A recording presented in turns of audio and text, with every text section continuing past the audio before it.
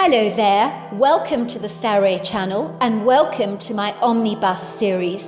I've got so many of these omnibuses that are going to come out so that you'll be able to listen to an hour's worth of stories, which I know you're going to love. You know, the thing is that telling stories is such a fine art, and it's something that was practiced hundreds of years ago when people didn't have the technology that we have today. And everyone would gather around the fire and listen to a wonderful story. And also, what is so wonderful about a story is that personally, I think it is the best way to go to sleep. Every night when I go to bed, I always listen to stories. And that's something that parents used to do with their children. It's something that they still do with their children. There's nothing better than a good story. And so I hope you're going to enjoy this series. And before we start, I just want to say, do subscribe to my channel because you don't want to miss out on anything. Because I'm in for the long haul and I want to make sure that you get the most stunning stories to go to bed with at night or to listen to when you want to be one of those people sitting beside the fire and listening. Don't forget to subscribe to my channel and let's get started. I hope you're going to enjoy the omnibus. Dear Sarah, and all your lovely listeners. Growing up, me and my brother Winston had no memory of my mother, but I knew how she died.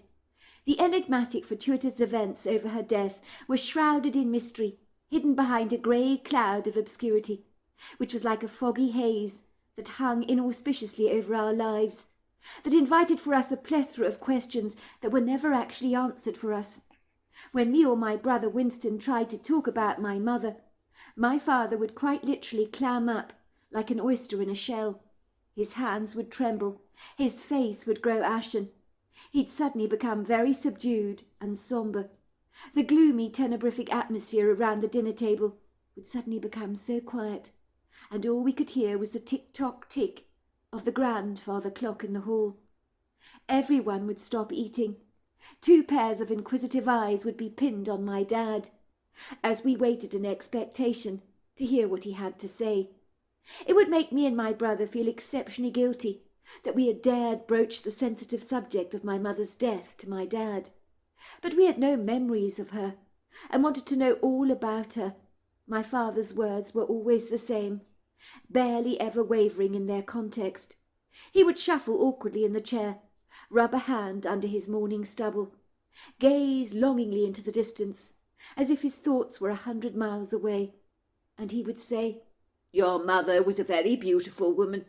I miss her dreadfully. She loved the both of you very much.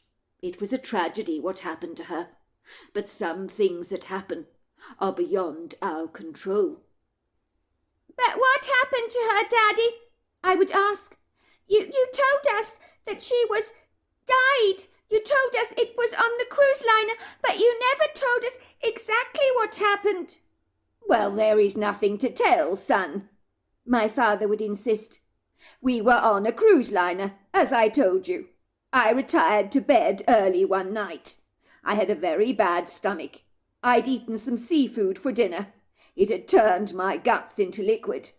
Your mother drank a great deal of alcohol that night, was ever so slightly intoxicated. She told me she was going to have a late-night midnight snack on the cruise liner because she was hungry. She'd worked up an appetite for herself because she'd drunk so much. The cruise liner would have a buffet for their guests at midnight.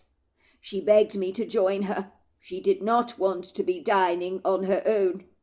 I did feel annoyed about this, because I wasn't feeling great, but I humoured her. After she had enjoyed some blue cheese, biscuits, grapes, and all kinds of other goodies, she then insisted on going for a walk on the deck for some fresh air. I accompanied her for a short while, but left her to her own devices. I needed to return to the cabin. My guts had turned to liquid again. I did wake up the following morning to find your mother was not in the cabin. I looked for her everywhere, searching the gym, the breakfast area, the shops on board the ship. And when she could not be found, I naturally sounded the alarm. A search was conducted for your mother on board the ship, but she was nowhere to be found. A shoe was found under one of the railings that overlooked the ocean. The shoe belonged to your mother. Her body was never recovered. It was presumed she was in a drunken state and had climbed over the railings. Your mother was quite the gymnast and always did things like that. She must have fallen to her death in the water, lost her footing, and it was gleamed that it was a dreadful tragedy, that she had drowned. When I returned home, everyone was devastated to hear the bad news about what had happened to your mother. But as we had no body, we could only have a memorial service for her. So she's still out there, in the ocean, all on her own, with the fishes? I'm afraid so, son. But she's no longer in the ocean. Her body is there, but her spirit is in heaven with Jesus. I assure you, she's looking down on us and smiling from heaven. You really think so, Daddy? You think she watches over us? Yes, of course I do. Soon after my mother's tragic sudden passing, my dad left our bungalow in Southern California, where we'd been living, and bought an exquisite stylish-looking cabin in the Blue Ridge Mountains to embrace a brand new beginning for our small family of 3. I think he felt he'd heal better from losing my mother if we moved to pastures green, and he felt moving to the mountains would kickstart our lives in a more positive, upbeat direction. The cabin was masterfully built on a high elevation by a skilled architect who loved building perfect mountain homes for an illustrious upmarket clientele who were eager to buy a second, rather opulent home in the mountains for their holiday adventures. Our home was our permanent residence.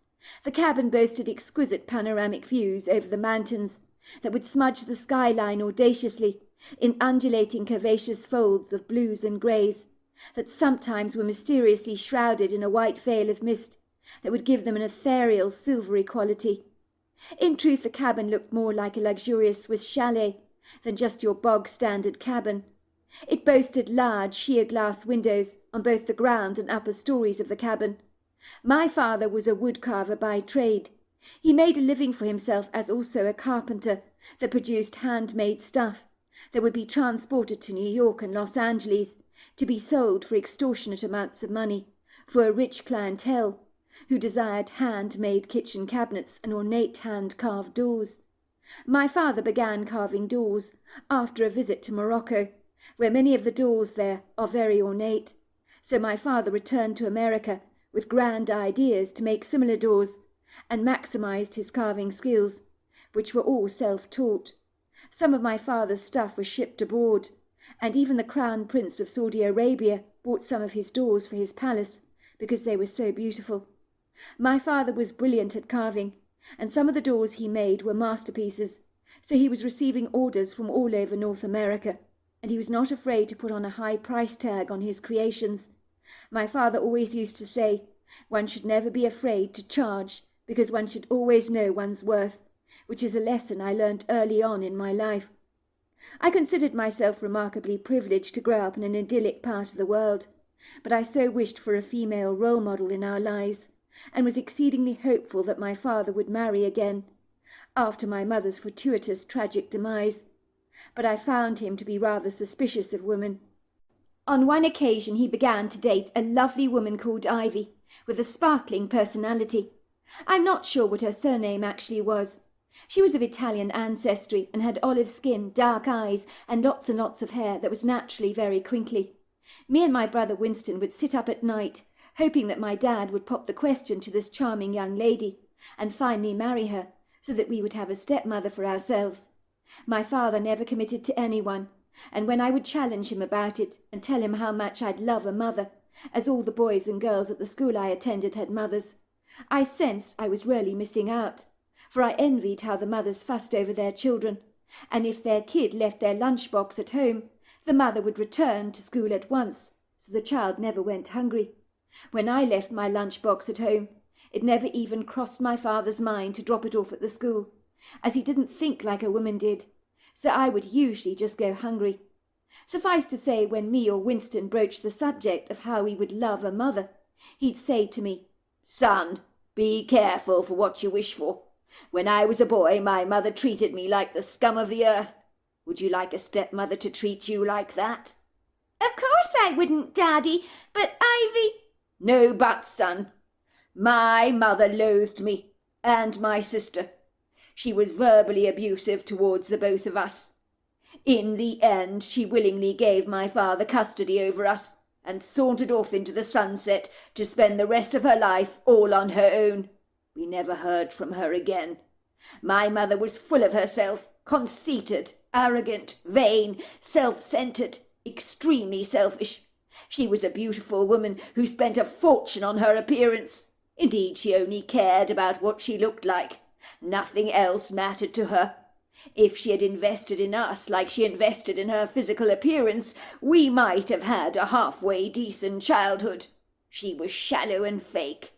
All these years later, I have no idea whether she's dead or alive, and frankly, I don't give a damn. She didn't give a damn about us. Never once in our lives did she stop to consider the children she had birthed. We never even received a postcard, a letter, a birthday card, or a parcel from her. That's how insouciant and apathetic she was towards us. There was a rumour that she got married to a very wealthy man, and had gone under the knife several times, with breasts so large they would probably sink the Titanic. Let's just say it cut us to the bone. It broke our little hearts into shreds. As a young boy, I asked my father, "What is wrong with us, Daddy? Why does Mama not want anything to do with us? Does she not love us any more?" My father reminded us how cruel she had been towards us when she had been around, how often she'd called us the noose around her neck, how she had shrieked at us like a banshee, calling us little brats, how she'd locked us up in our bedrooms when she wanted to go out on the town. She was desirous to make sure we did not leave our bedrooms, while she got up to all kinds of shenanigans. We were quick to forget the bad things she had done, and beyond that she cheated on my father on numerous occasions, without even batting an eyelid. He forgave her every time. My father was a soft touch, for her self-indulgent, very vulgar behaviour. He'd say to me, "Be glad she's gone, son." I know I've never been more relieved to see the back of her myself. That's what he said to me. The woman drove a pickaxe through my heart, and it ain't going to happen to me again. I'm afraid, son, some women can have a dark side. I didn't know what my father meant back then, until I married your mother years later, and my own father warned me about her. "I don't like her, son," he told me. "There's something not right about her, something about her that gives me the creeps, but I can't put a finger on it. On the surface she seems so nice, but I don't like it when her eyes change colour." I didn't know what my father was talking about. I wish I'd paid attention to his sagacious advice. But I thought your mother was the most beautiful butterfly to enter my life. But sometimes that woman, she morphed into a caterpillar. Believe me, it wasn't pretty at all. What do caterpillars do, son? They eat up all the good stuff, don't they? Until there's nothing left at all. "You mean Mama had a dark side, Dad?" I asked incredulously, for up to that point I had distinctly believed that my mother had been the quintessential queen bee. I could tell my father deeply regretted having spilled the truth out of his mouth about my mother. He'd tell us it wasn't good to speak ill of the dead, but we were to glean from him that my mother was not just sugar and spice and all things nice, and that there had been a less than agreeable side to her character. I wish I could tell you, son, what you want to hear, that your mother was as bright as a sunny day. But everyone knows the weather can be inclined to become stormy and overcast at times. Your mother could grow dark at times, as she... "As she what, Dad?" Never mind, son, about all the details. The less you know, the better. Yes, there was a dark side to her character, if you can call it that. But let's not dwell on that now, shall we? You know, son, when you marry someone, you're investing in that person for life. Don't you ever forget that for a moment. Always remember they're showing you their best side. It's like buying something to last you for a lifetime. But sometimes you don't always read the fine print. Women are much more complicated than men. They'll often beguile you with their appearance, so you can be taken in by their good looks. What you see, my son, is not what you always get. How many times have you bought an attractive-looking candy bar at the shops? But when you ate it, it wasn't half as good as it looked on the outside. That's what it can be like with some women. But, Dad, you're wrong, I insisted, not finding what my dad was saying at all heartening. Surely not all women were like that. When I'm at the school gates, I see many really nice mummies coming to pick up their kids from school. They don't look horrible. You think they're nice, son, because that's all you see. And to be fair to them, maybe they genuinely are very nice. But it doesn't mean they all are behind closed doors. Not every apple in the cart is good. You would do well to remember that. Unfortunately, son, I am one of those people that has a penchant for picking out the bad apples. I probably take after my father in that regard. If I'm wrong about all this, then tell me, son, why are there so many divorces? People choosing to go their separate ways in relationships. It's because people discover things about each other that they don't like. One day when you get married, son, you need to be very sagacious about who you choose to spend your life with. Make bloody sure you're not seduced by just a pretty face. That is the oldest trick in the book. You learn about it in the Bible, don't you? The seductress that seduces you in her bed, draped with fine linens and beautiful perfumes, that ensnares you in her trap while her husband's away. What does it say in the Holy Book? She'll take you down to the grave, my son. I remember my father's words hit me hard. Did he mean that when many of the mothers returned home from school, they'd shape-shift into monsters?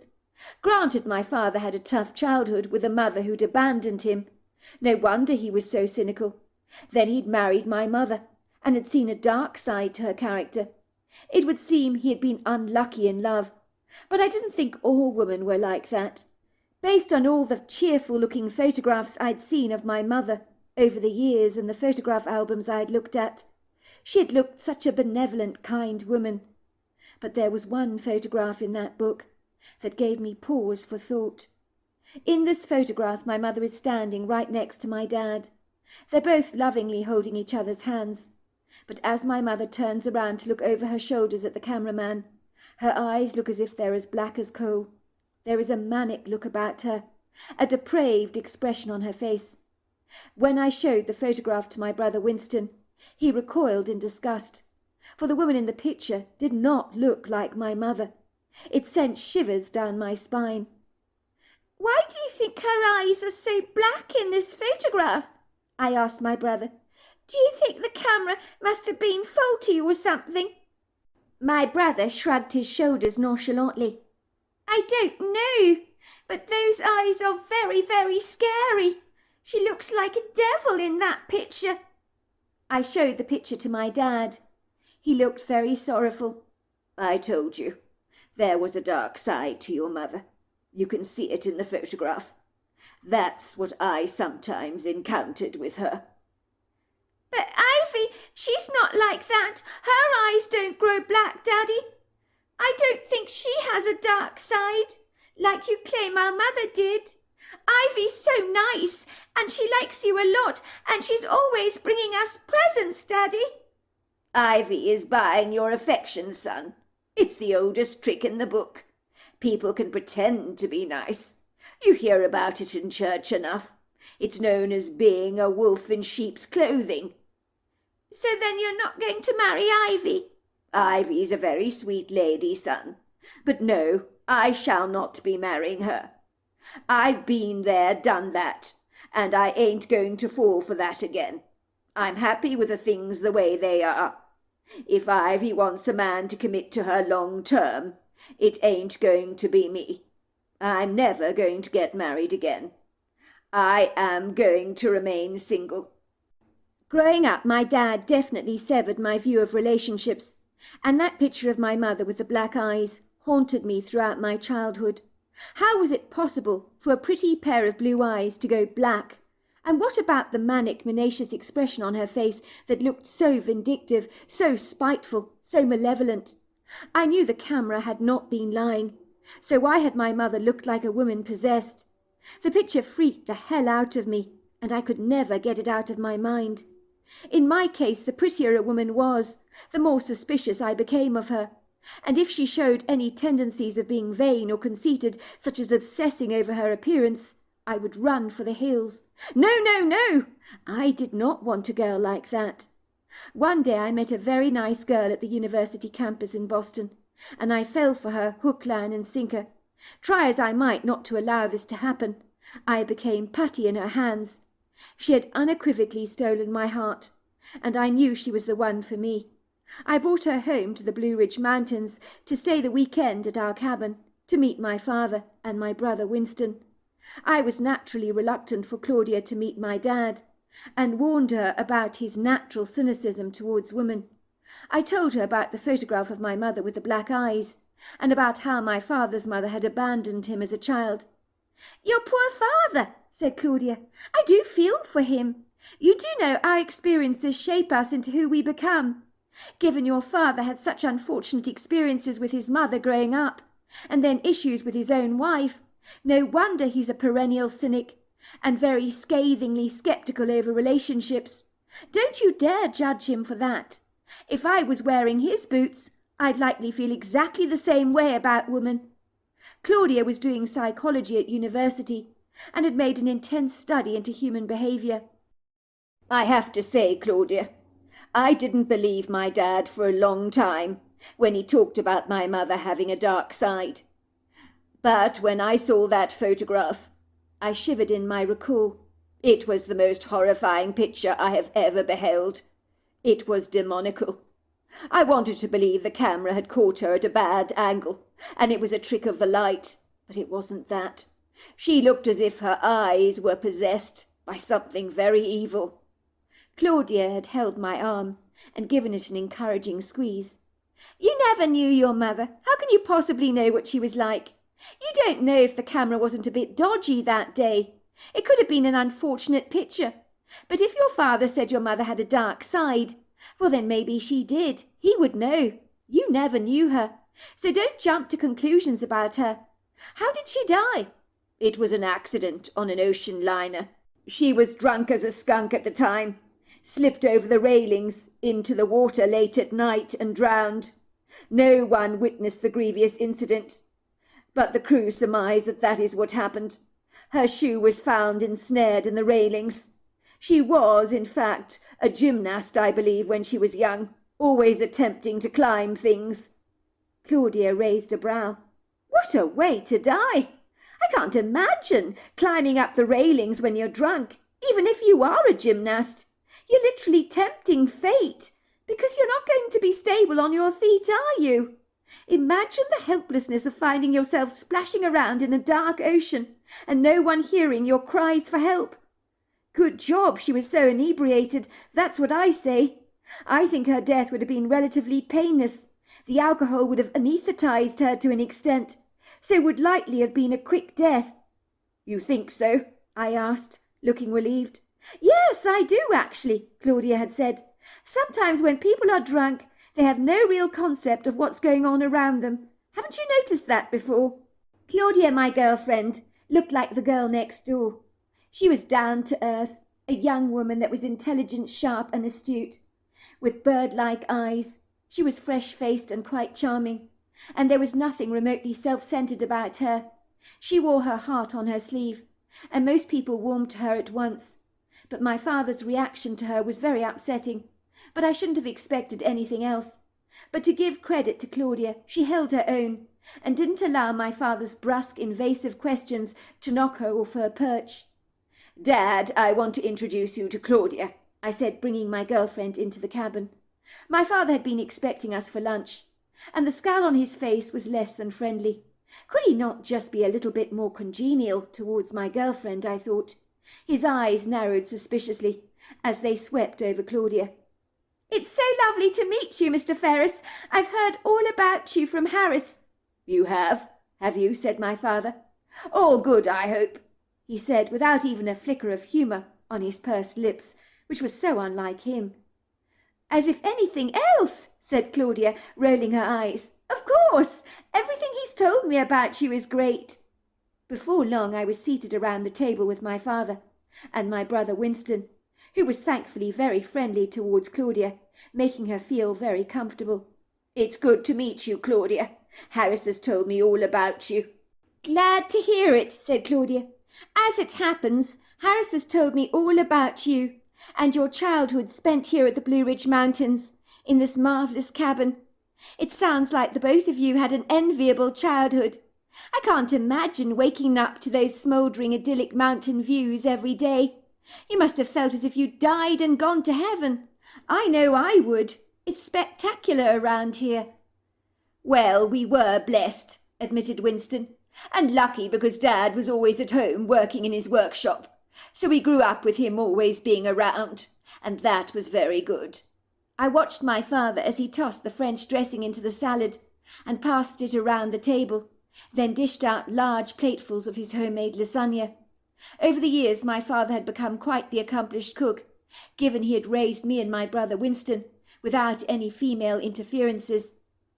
"Oh, that's way too much, Mr. Ferris. I can only eat half of that," said Claudia, waving the helping my father had passed her away. My father did not hide the scowl that developed on his face. "What? You're worried about ruining your figure, are you?" he said scathingly. "Oh, nothing like that," said Claudia. "I hope you don't think I'm terribly rude. I just don't have a really big appetite, that's all." I was recoiling at my father's insults and unkind words, throwing him dagger-like looks across the table, as my dad did not appear to be taking any notice of me. His eyes were glued on my girlfriend, and his stare was intrusively invasive. Claudia began to fiddle awkwardly with her knife and fork, and her fingers trembled. She managed a half-hearted, rather watery smile as she looked up at my father. "This looks great, Mr. Ferris. I understand from Harris here you are quite the cook." I had judiciously warned Claudia that my father was so cynical of women, but I did not expect for a moment for him to be so blazingly rude towards Claudia. If he thought he was looking out for me as his son, he was grievously mistaken, because I was most affronted. "Well, I enjoy cooking," said my father, mumbling under his breath. Claudia gushed. "Mr. Ferris, you are such a lucky person to live in such a lovely, delightful cabin like this. I can see why you live in this part of the world.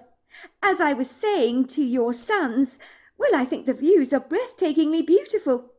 "I like it," said my father, shoving a large mouthful of lasagna into his mouth and chewing it vigorously. "So tell me about yourself, Claudia. My son Harris here appears to be quite taken by you. This is the first time he's ever brought a girl home to the cabin for the weekend, so that is quite something." "Oh, well, there's not much to really say about me. I grew up in a green leafy neighbourhood in Boston with 2 brothers and 2 sisters. Our family's all into medicine, but I'm more interested in doing psychology." "So you're interested in the workings of the human mind? How interesting! How did you meet my son?" "That's quite some story, actually. We first bumped into each other quite literally on the university campus. Both of us were carrying books in our hands. I dropped mine everywhere. He walked straight into me, your son. We both apologized to each other profusely. He helped me pick up some of my books. And then we just passed each other by. We didn't see each other again until he saw me in a bar in Boston. I tripped over the mat as I entered the bar in town. Your son was directly behind me, would you believe it? He helped me up to my feet and recognized me at once. It was quite romantic, actually. I think his first words to me were, 'Why do we keep bumping into each other like this? Methinks we're destined to meet before anything else untoward happens, and we end up throwing each other off our bicycles on the sidewalk. Let me buy you a drink.' We got talking. The rest is history. We've been inseparable ever since." "You were drinking, were you?" my father asked Claudia accusingly. "Do you often get inebriated?" Claudia looked aghast by my father's suggestion. "No, I wasn't inebriated at all. Absolutely not, Mr. Ferris. If you must know, I'm not actually a big drinker. I didn't trip and fall because I was already drunk. Not so. The mat was not straight. It was rather buckled up. That's why I stumbled over it. I'm afraid I can be a bit of a klutz. I'm personally quite happy with 1 glass of wine. That's all I need. I'm not a big drinker." "What about drugs? Have you taken any of those?" "Dad," I said indignantly, "You can't ask Claudia that." "Can't I just?" said my father. "Isn't it a fair question for me to ask? I like to think any young lady dating my son can give me a straight answer to a straight question. If I had girls, daughters instead of sons, I would be just as inquiring about the kind of young men they were dating. It's a reasonable question for me to ask, and I think I'm entitled to get an answer from Claudia. What do they say? If you have nothing to hide, you hide nothing." "Fair enough, Mr. Ferris. You make a good point there. But I assure you, I'm not going to be a bad influence on your son if that's what you think, and lead him down a wayward path. On the contrary, I'm unlikely to do that, if that's what you're suggesting. In truth, I'm rather boring and dull. What you see is what you get. I'm not sitting on some insidious dark secrets. If you want the truth, Mr. Ferris, I'll tell you it all. I've got nothing to hide. I'll put my cards on the table, shall I? I tried a magic mushroom once, Mr. Ferris. They're supposed to be hallucinogenic. And all I saw was monster spiders climbing up the wall. I was sure they were going to eat me up. It was a terrifying experience. Never again." "Well, why did you try it?" my father asked. "That's a good question, Mr. Ferris. I wish I knew the answer to that. I was young and naive, I suppose. I buckled under the pressure. Everyone else was doing it. They were calling me straight-laced for not giving it a go, and a real party pooper." "A sure sign of weakness," said my father. "Giving in to peer pressure. Why should you care what others think about you? You should stick firmly to your principles. That's what's wrong with this generation. People too weak to stand up for themselves, to fight for what's right. You should have said, 'I refuse to take drugs.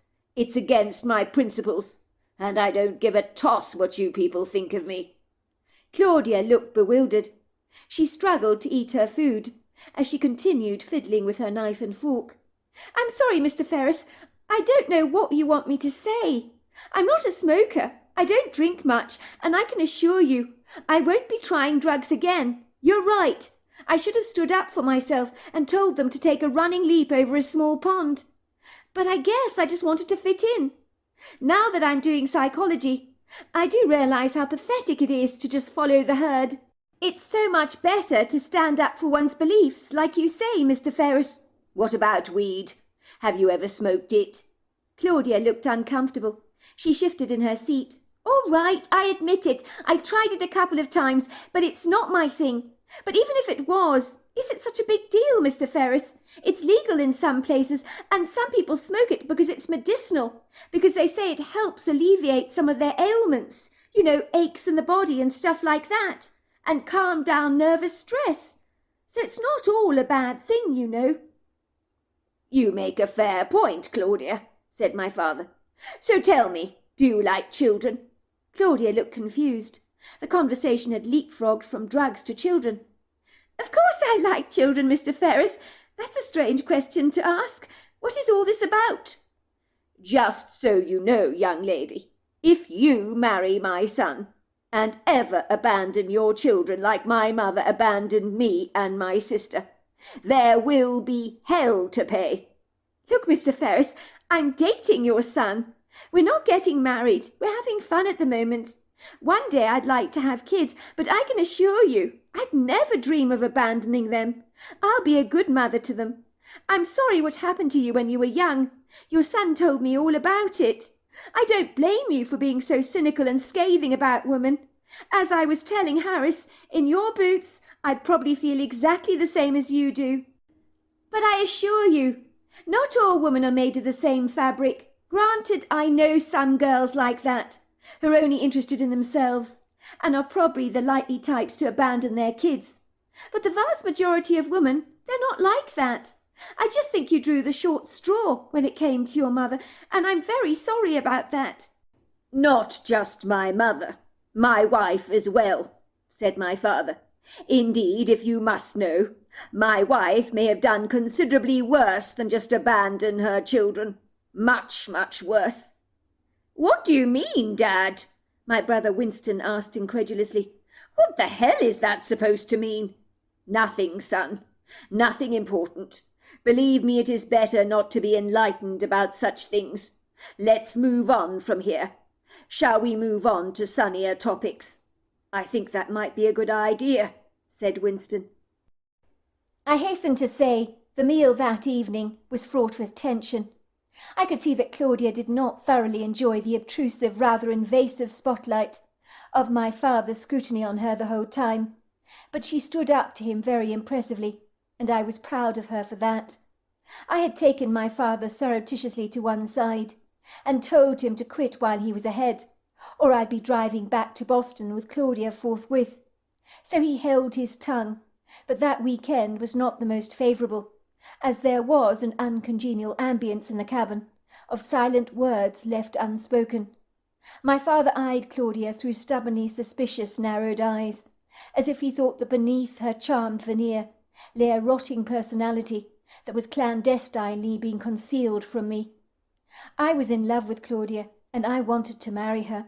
We had talked about it often enough together, but I knew such a revelation would go down like a lead balloon with my father.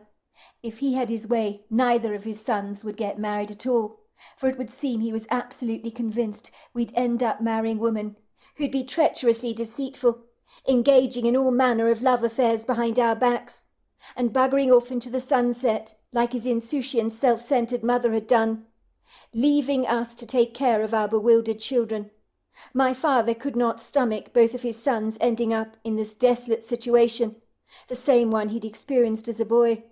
I was naturally indignant with my dad for his abrasive, rather caustic treatment of my girlfriend, but she solicitously took me to one side and told me she could see my disgruntled father was deeply scarred and wounded from the pain of his past, and was being naturally protective towards me.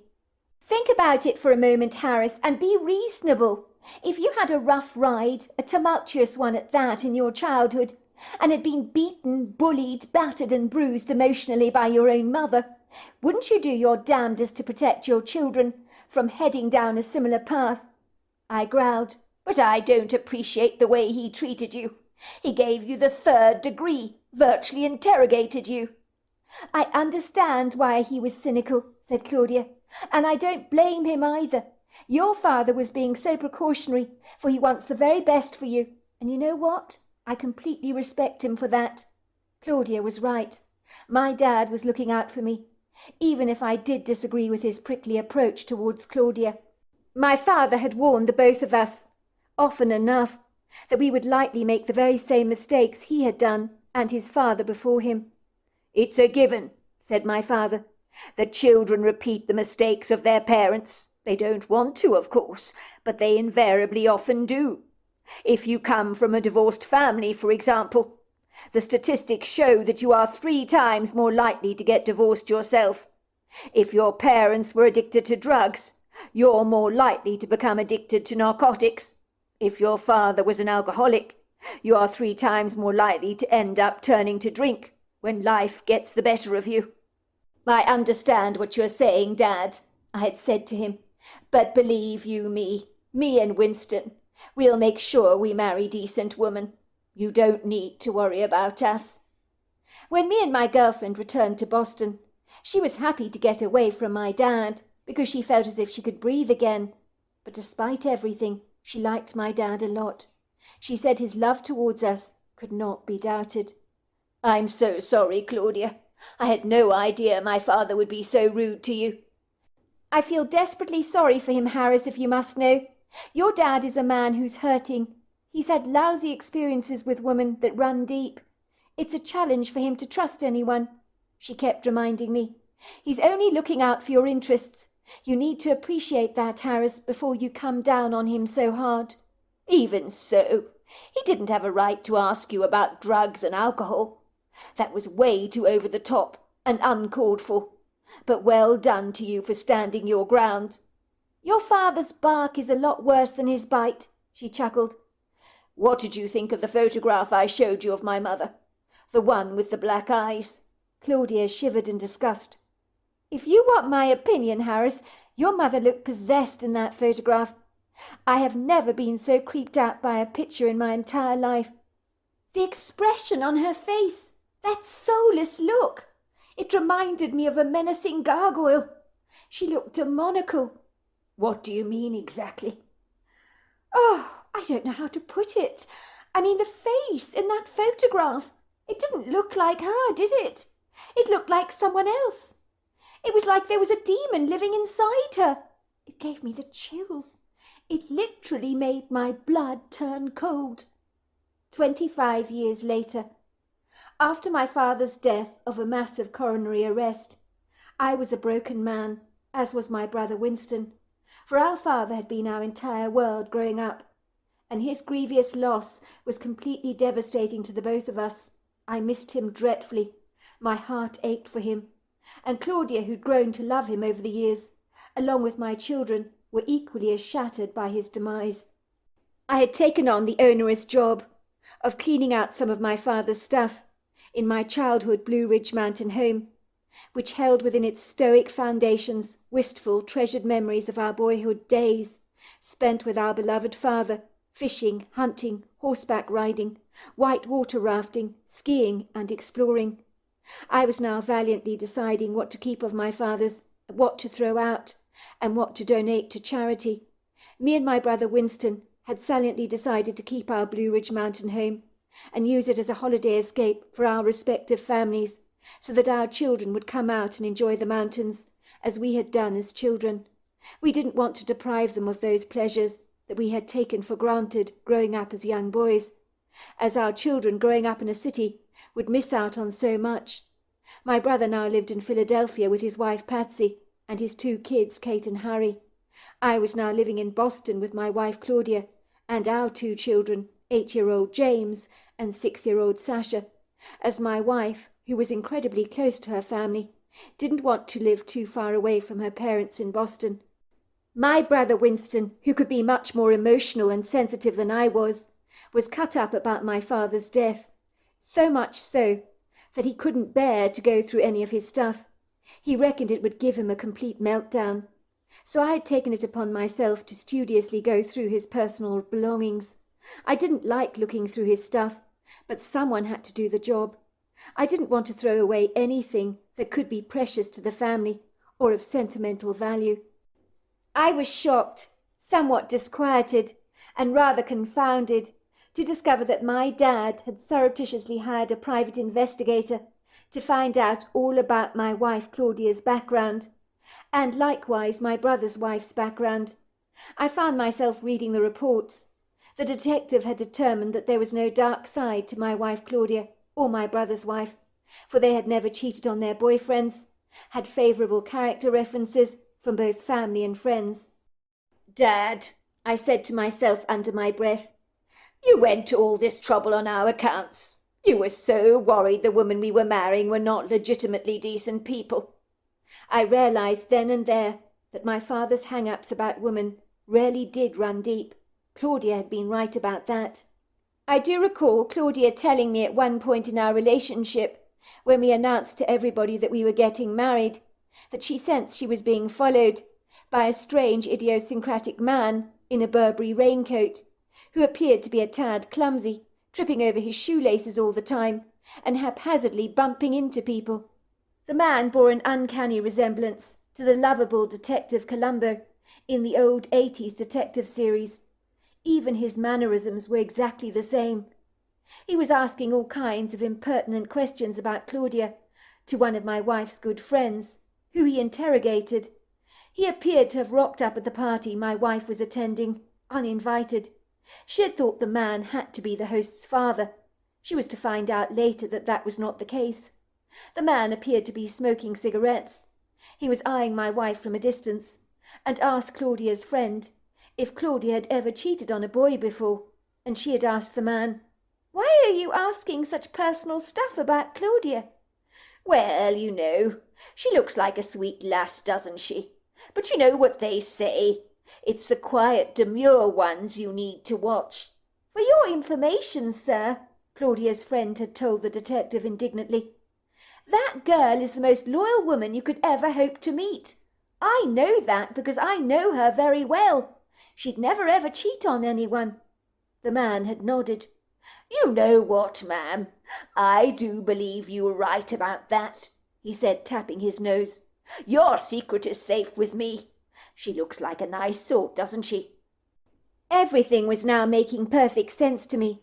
I was extremely thankful that my father over the years had accepted my wife with open arms and told me he was happy I was marrying Claudia. "I think you've got yourself a very good woman there, son, and I really do like Claudia.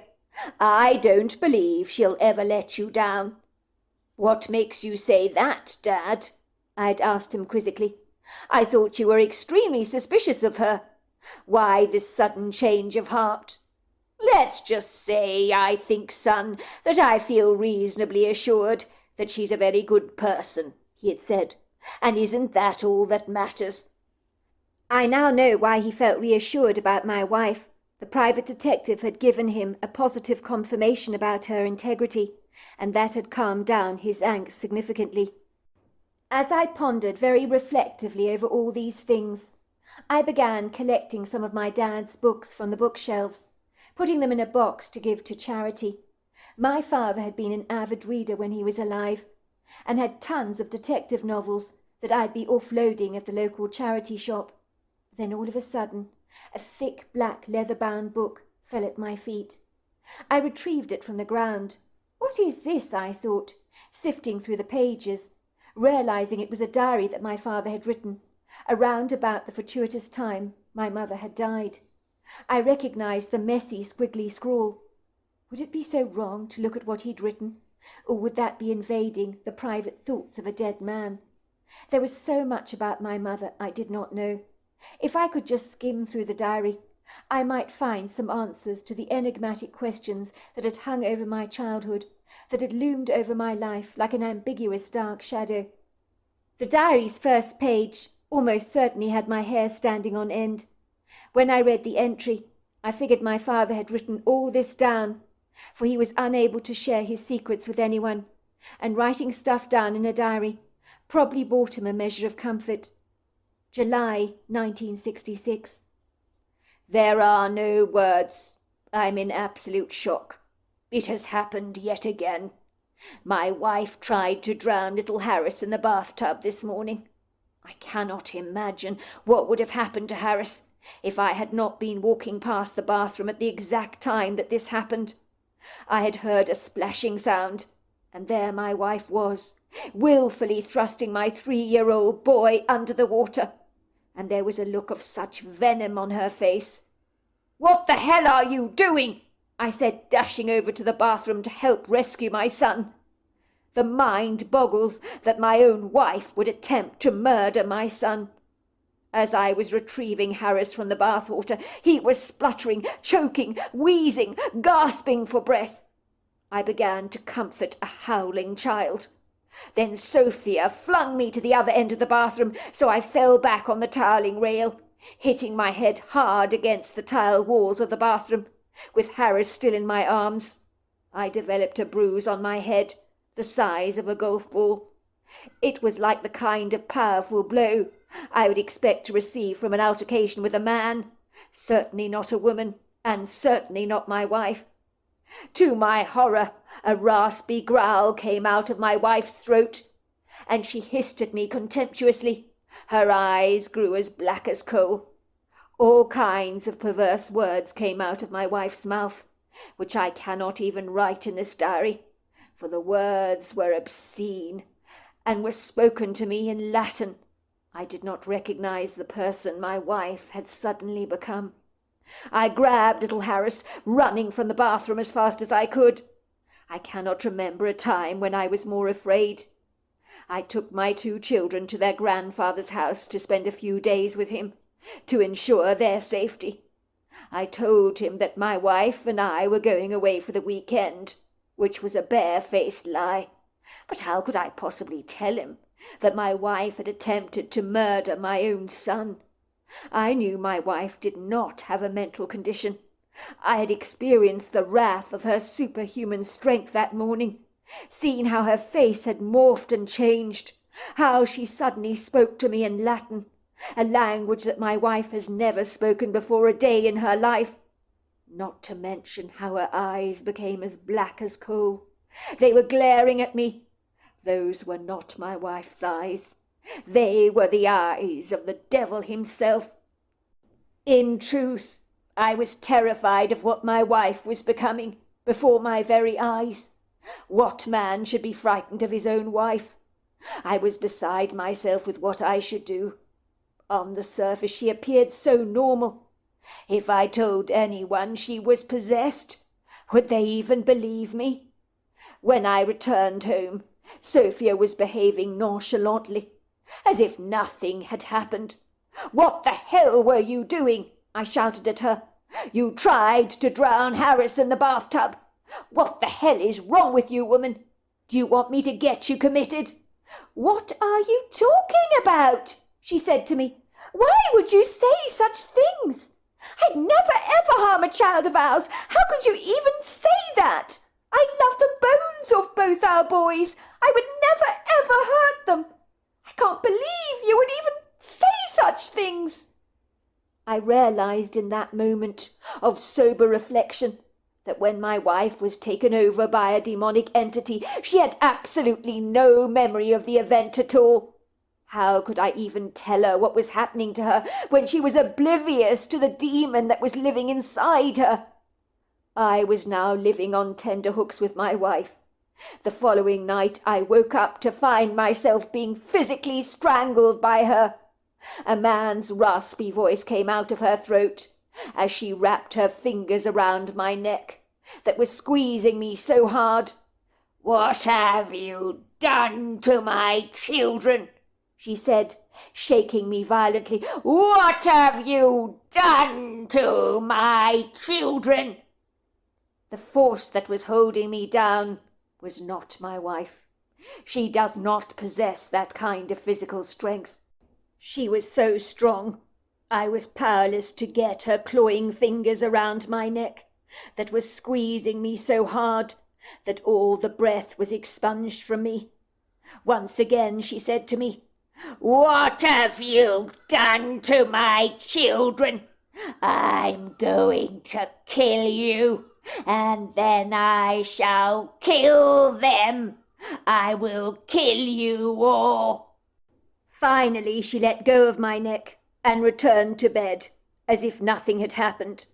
But she came close to strangling me to death, and for days afterwards there were dark bruises around my neck. Most of the time my wife was normal in our marriage, but I could not trust her an inch with our children. So I wisely hired a permanent babysitter. I confided in the woman that there was something seriously wrong with their mother, and under no circumstances should my wife be left alone with any of our children. I hinted that she might harm our kids.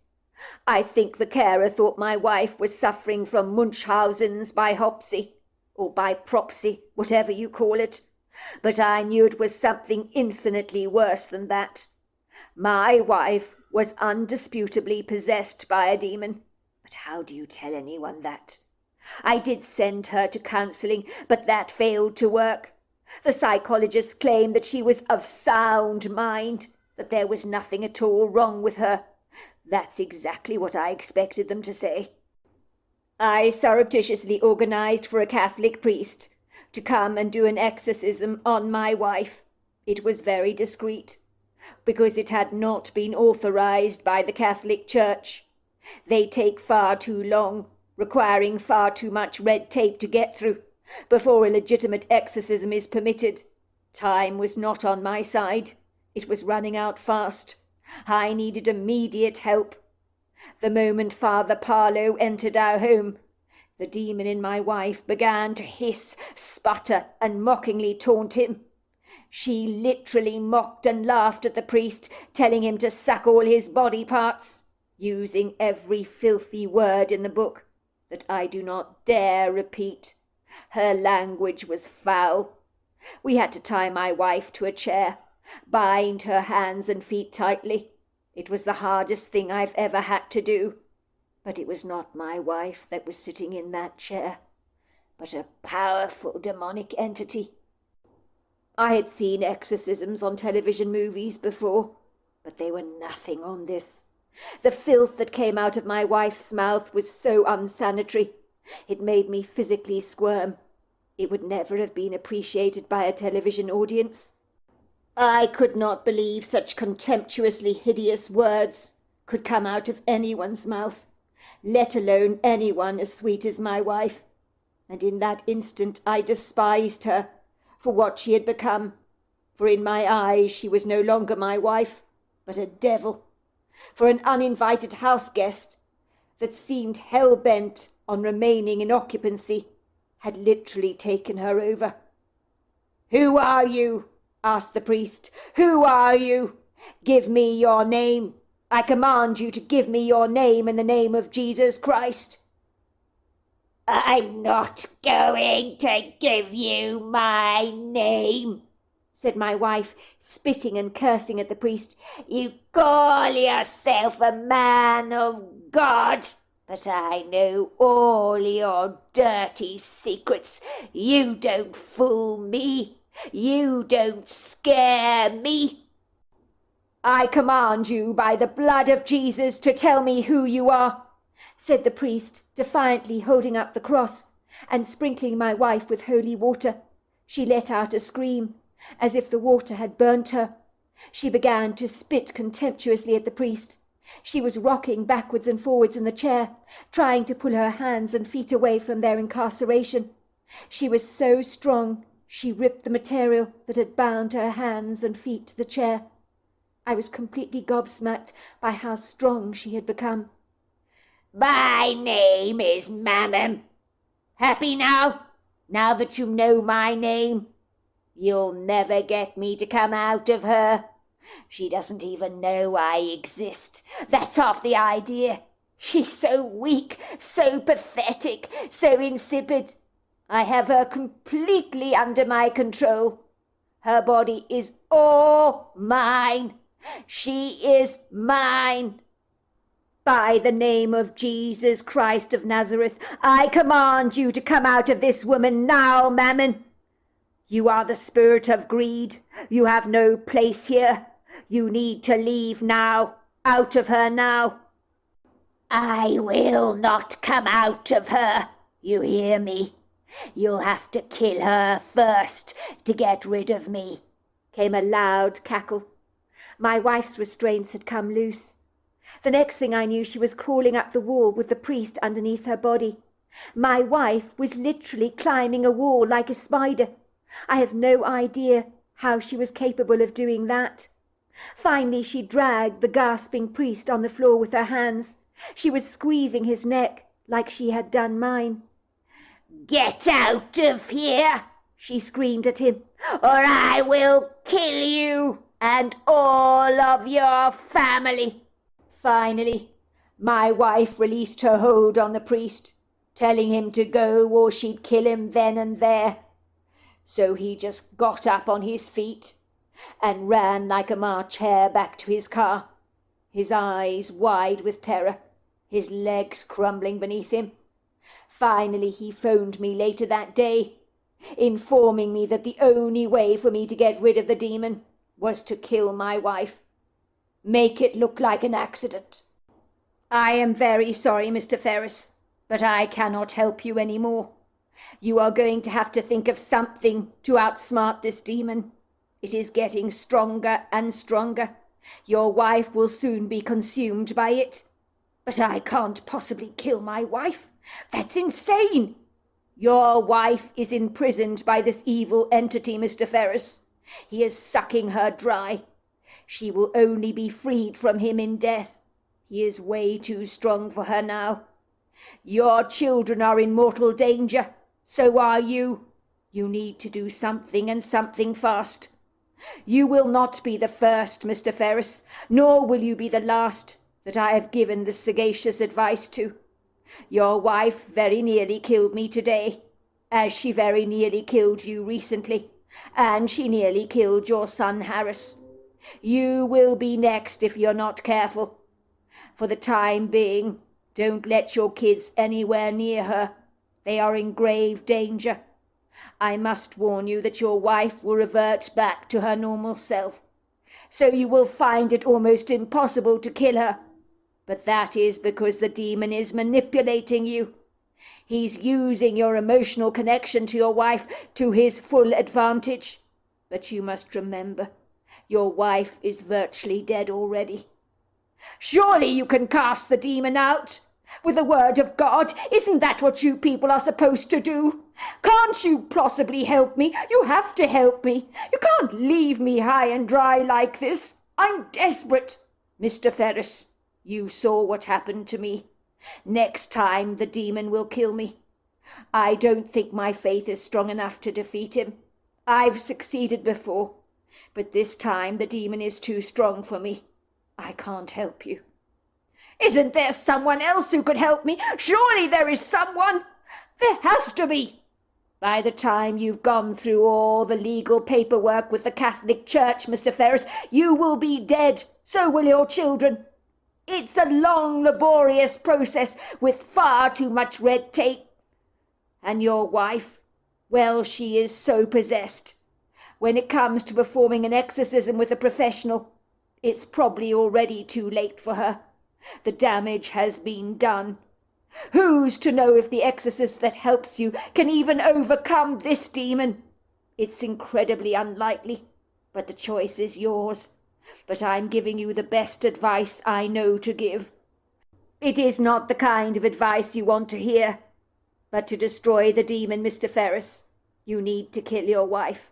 To deprive the demon of the host body he is currently occupying, which is your wife's. It was then that I decided the best way to dispose of my wife was on a cruise liner. I reminded myself that killing her would be saving the lives of my children. But even then, I did not know if I could go through with it. I was no murderer. I loved my wife, but despised the demon within her. I tried to tell her about the fact that sometimes I thought she was possessed by an evil entity, that I had called a priest over to remove a demon from her. There was a demon within her that had made his presence known to me. She genuinely did not know what I was talking about. She did admit that she had memory blanks, but beyond that, she had no idea that she was the host to a grievously wicked demonic entity, and thought I was making the whole thing up, like some kind of warped, sick joke. I mean, as if I would do that. When I told her we were going on a cruise liner, she was naturally ecstatic about the idea. "You're such a romantic," she told me. "What have I done to deserve this?" She was so sweet to me. I genuinely was beginning to believe that the despicable demon inside her had at long last gone. I had my beloved wife back with me. My children were now safe. But the priest's words haunted me, for he had reminded me that the demon would retreat into the shadows, so that I would falsely believe I had my wife back, when it was all just a duplicitous lie. He reminded me that the devil comes to kill, steal, and destroy, for he is the father of lies. I prayed long and hard to God about what I must do. If I must destroy the demon, let me see that it is still there in my wife. We were having such a wonderful time together on the cruise liner, and not once did I get a hint that there was still a demon living inside my wife.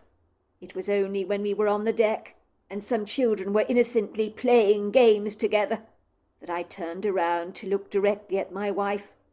Her eyes had gone completely black. One of the children looked horrified and ran a mile away. The look on her face was grievously evil, as if she wanted to take possession of one of those children. I did not want the demon in my wife to know I had seen it, so I acted nonchalantly, as if everything was perfectly normal. I knew in that moment the demon had not left her. It was on the third night of the trip that I encouraged my wife to get inebriated. I kept filling her wine glass with more and more alcohol, and then I persuaded her, after a midnight snack on the cruise liner, for us to take a leisurely walk on the deck. My wife could barely stand up straight. "You're very drunk," I told her. "You're swaggering all over the place." "No, I'm not drunk," she chuckled. "Oh, but you are," I said. "You could never balance on those railings over there. You'd fall straight into the sea if you tried that." My wife continued to swagger all over the place, and she seemed up for the challenge. She always was the kind of woman that rose to a challenge. "No, silly. I can walk straight. Look at me. I can walk straight. My balance is great," she chuckled. "Then prove it to me," I said. "I don't believe you can do it. You're a great gymnast when you're sober, but like this, you can't stand straight. Why don't you prove it to me? Climb up on those rails, and we shall see." My wife giggled. She obediently ambled over to the banisters, proceeded to climb up on the railing. "See, I'm not so drunk," she said with her arms outstretched like a bird. "My balance is perfect. Look at me. I can fly. I can fly like a bird. Look at me." "Look behind you. There's something there," I said. My wife turned around to look behind her. Losing her footing, she plundered into the murky depths of the sea. And what did I do? I walked away, my heart heavy with regret. I felt so much remorse and grief for what I had done, but I also felt such relief, as finally the demon had gone from our lives. I could only hope my wife was set free from its treacherous hold over her life. I was grateful my plan had worked. I had hoped I would not have to push her over the railing, and thankfully I did not. But if needs must, I would have done what I had to do in order to protect my children. I am only grateful that nobody doubted it was an accident, and a couple of people reported my inebriated wife staggering all over the restaurant at midnight. It was not the first time a drunk person had flung themselves off the railing of a ship, nor was it likely to be the last. For some people, when they're drunk or high on drugs, think they can actually walk on the moon, and my wife was no exception to that rule. The truth was she was the one that flung herself off the railings, without even a push from me. But I had walked away, and not even called for help, and I knew I would have to live with my nagging conscience forever. When I read my father's diary, I was naturally quite startled by the contents. I could not believe what I was reading. I'd heard of demonic possession before, of course I had, but I didn't actually consider it real. It was spoken about a lot in the Old Testament for sure, but did that kind of stuff really go on in modern-day America? My father would never harm a fly, so for him to be persuaded to do something like this, I could only assume meant that my father must have considered my mother a genuine threat to our lives. What would any husband do if he saw his own wife trying to drown their kid in the bathtub, and you needed to ensure your wife got help, and your children were not in danger under her charge? What if your wife gets a sound bill of health, and no one believes you that she's come under the stronghold of a demonic possession, especially when your own wife is oblivious to what is happening to her? What do you do then? Beat your head against a brick wall? Run for the hills? By the sounds of things, I was lucky to be alive, for had my dad not walked past the bathroom when my mother was thrusting me under the water, God forbid, I wouldn't even be here now. How had my father coped living with a woman possessed by a demon, that the priest had even fled with terror from the house, claiming that if my dad did not kill my mother, my father could lose his entire family? It was more than a little startling, to say the least. I believe my dad did what he thought best in the circumstances, but I am in no doubt that it completely devastated his life. My father's diary was full of the struggles he had had to go through, the dreadful guilt that had plagued his entire life. And after me and my brother left home, my father sank into a deep depression. One of the accounts in his diary left me with 3 words: "What the hell?" July the 18th, 2015. This was the day that I had finished tying up all my loose ends. I was intent on killing myself. This was not a decision I was undertaking lightly, by any manner of means. When the boys were young, I thought of a way out like this all the time, but my kids desperately needed me, and I could not abandon them, like my mother had me. A large part of me died when the woman I loved sank to the depths of the sea. I was the one that encouraged her to climb the railing of that ocean liner, knowing all too well she'd likely fall to her death. When my wife was a young girl, she'd been a formidable gymnast, but her nimbleness and agility were flung out of the window when she was inebriated.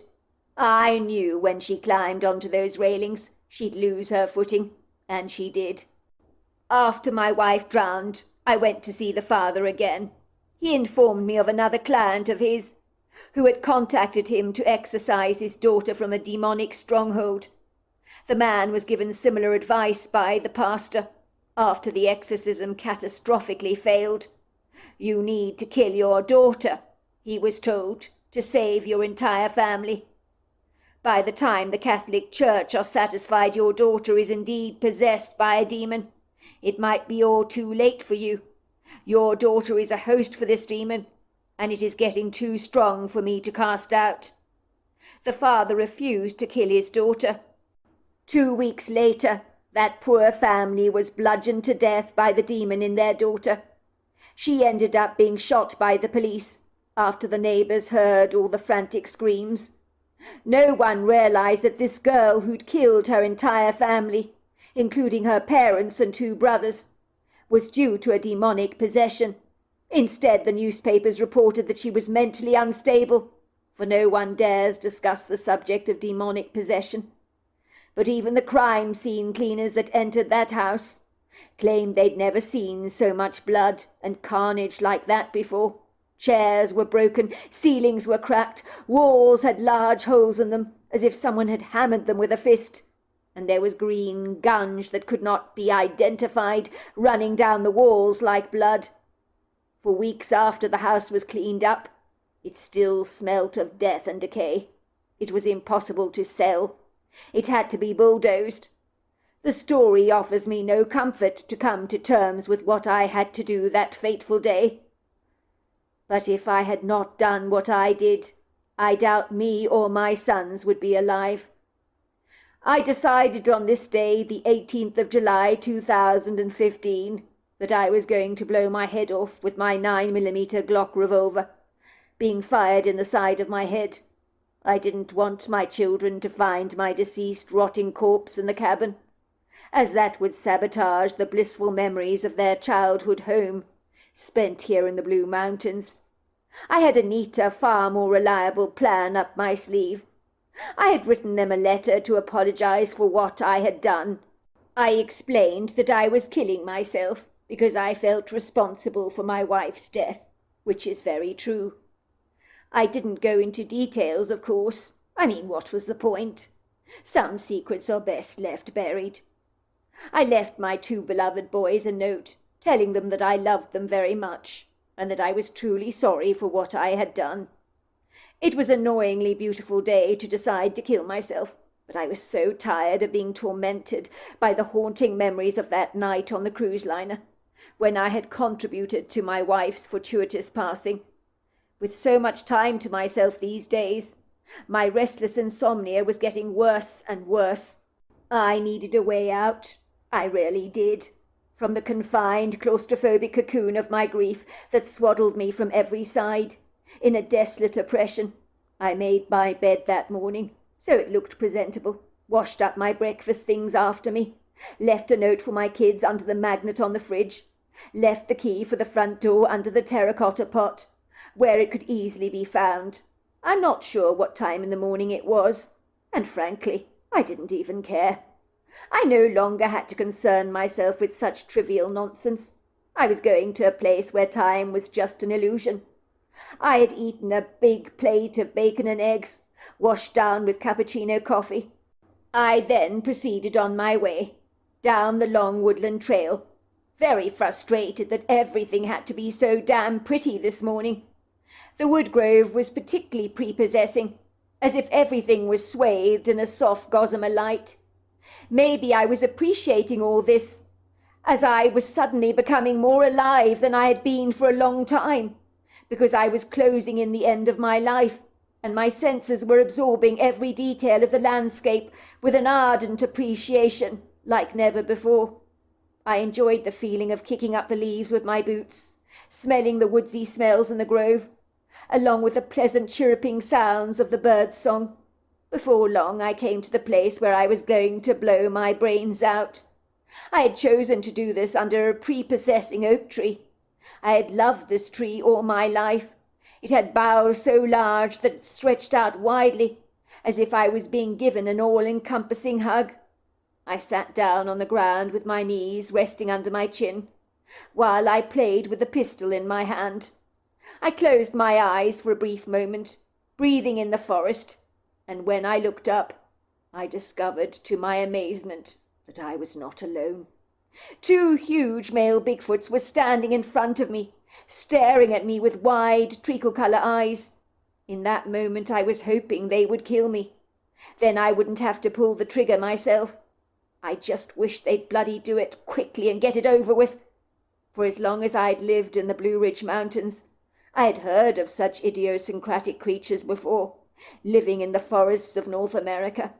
But personally, I'd never witnessed one myself. And now when I'm about to blow my brains out, who should come crawling out of the woodwork but 2 male Bigfoot of all things? The way they were staring at me, they were not best pleased with me. Indeed, they both were wearing lugubrious expressions of great indignance on their faces, as if I'd done something quite terrible. They stared at me very silently for a long time, and I stared back at them. Honestly, if I was not so intent on killing myself, I'd have been terrified by these creatures. But instead, I was surprisingly calm. The 2 Bigfoot were built like great big army tanks, with powerful arms and legs so sturdy, and bodies covered in long dark hair, the colour of coal. Their faces were so human, but rather reminded me of Indian warriors, with their hooded eyes and high cheekbones and flat noses. To my amazement, one of the male Bigfoot spoke to me and said, "Linata kolati lakwi, hosanikali no ko, linatika sikwashi, holantikani." "What the hell do you think you are doing?" His voice boomed so powerfully that it echoed through the trees, causing my body to quiver and shake. I'd never heard a powerful voice like that before. I was baffled that his alien language was literally downloaded into my head in English. I did not answer the Bigfoot, because I knew they both knew exactly what I was doing. These outer-worldly creatures could read my very thoughts. I knew that at once. I just stammered a whole bunch of I. The Bigfoot continued. "Gelani kasikwa, potan sikanilo, hisati lakwa, hola kilani, hampasikatolo, mi fashika." You destroyed a great evil once to protect your family. Now you want this evil to destroy you? Is that what this is about? How dare you think you have the right to take your own life? Has there not been enough destruction in your life already? Look at you. You're pathetic. Your life is hanging around you in bits. Pick up the pieces. Stop whining like a baby. Be a man. Killing yourself makes you a coward, a real coward. Motalika, ho kanikika, lotola pisaki, no koala. But you don't understand. I killed my wife. Kola tikalako, nasikalakwani. Nonsense, you killed a demon. Your wife was long gone, said the Bigfoot. But how can you know this? How can you possibly know this? You know nothing about me, I said. Kola kilakwani, likasikani kolopa. I can see things you would never comprehend possible. But I will tell you this. The day you threw your wife into the ocean, you set her free. You saved your family. Now you want to destroy yourself. Is that it? The Bigfoot removed my Glock pistol from my hand, breaking it apart as if it was nothing. If I ever see you in the forest with this thing, and this self-pitying attitude, there'll be hell to pay. Kalikakwa, hompasika, linatakwa. The other Bigfoot nodded in agreement, and then they both stomped out of the wood grove, and when I returned home to the cabin, I was relieved to be alive, but baffled at the bizarre, idiosyncratic encounter that I had with those Bigfoots. How could they know so much about me? But I decided I'm going to live my life to the fullest. Those Bigfoots were right. My wife was just a host to a demon. And it was the demon that fell to her death from the ocean liner, not my wife. I closed my father's diary, threw it all into the incinerator, setting it alight. Your secret's safe with me, Dad, I said. So there you are. That's my story. Wow, I don't know what to say. What an incredible story. I cannot imagine what it must be like to be desperately trying to help a loved one when they're possessed by a demon.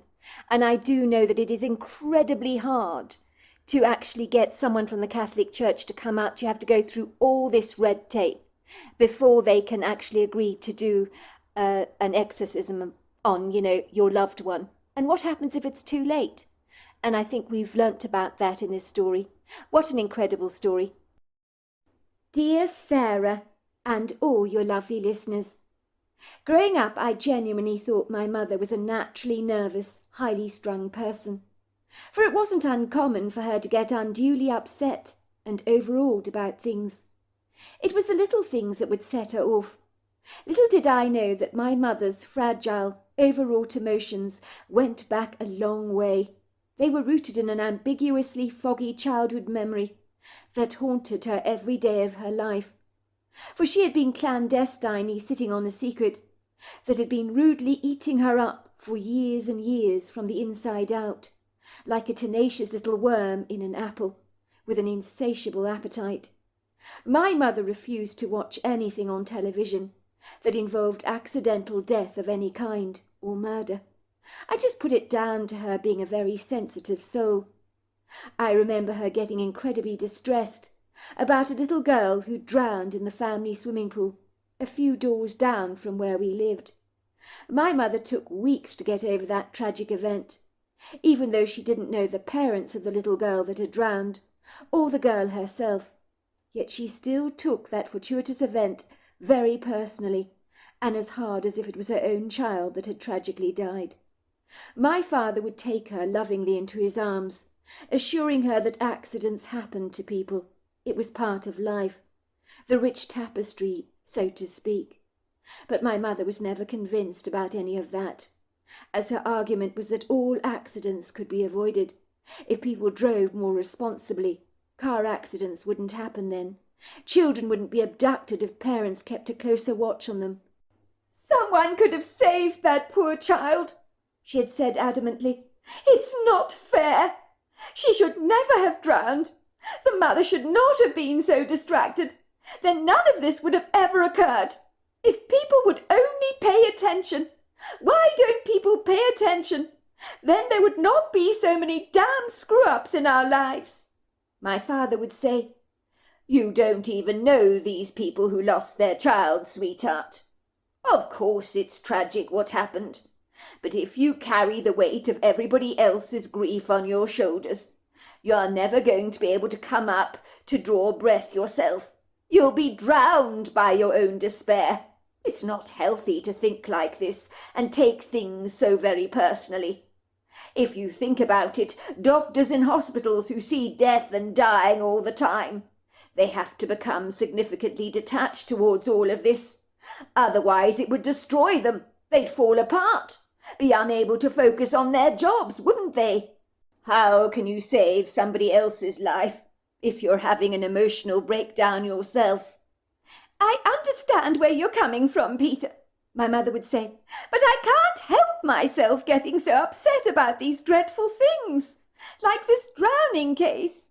It is so desperately sad. Such a tragic waste of a young life. I know, sweetheart, but you've just got to let it go.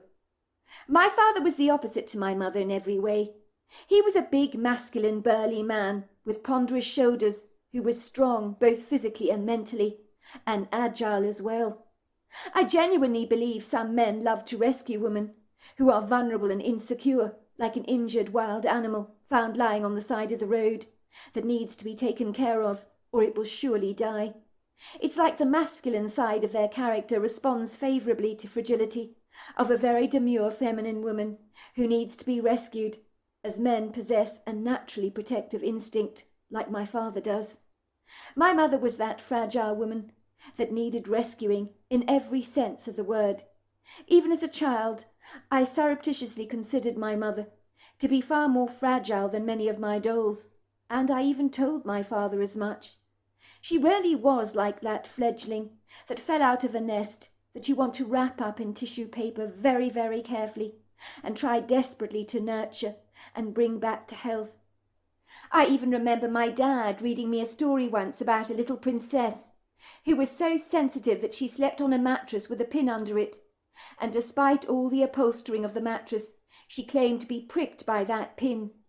I said to my dad, Mummy would also feel the pin pricking her, just like the princess in the fairy tale did. You know what? He said to me. Shannon, I do believe you're absolutely right.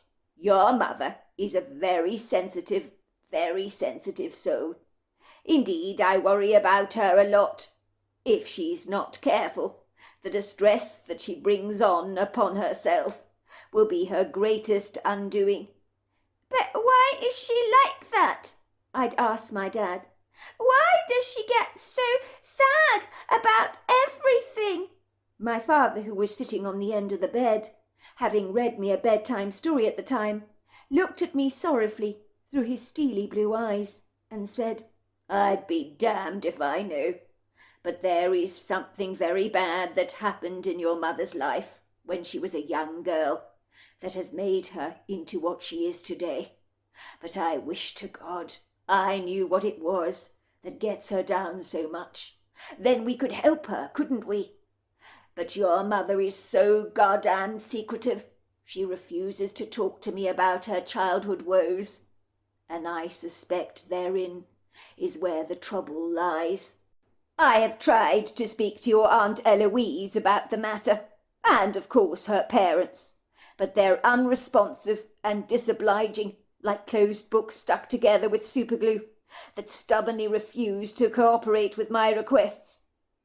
So, whatever is ailing your mother, they're not going to tell me, but I can see in their eyes something happened a long time ago, when your mother was young, to make her so delicate.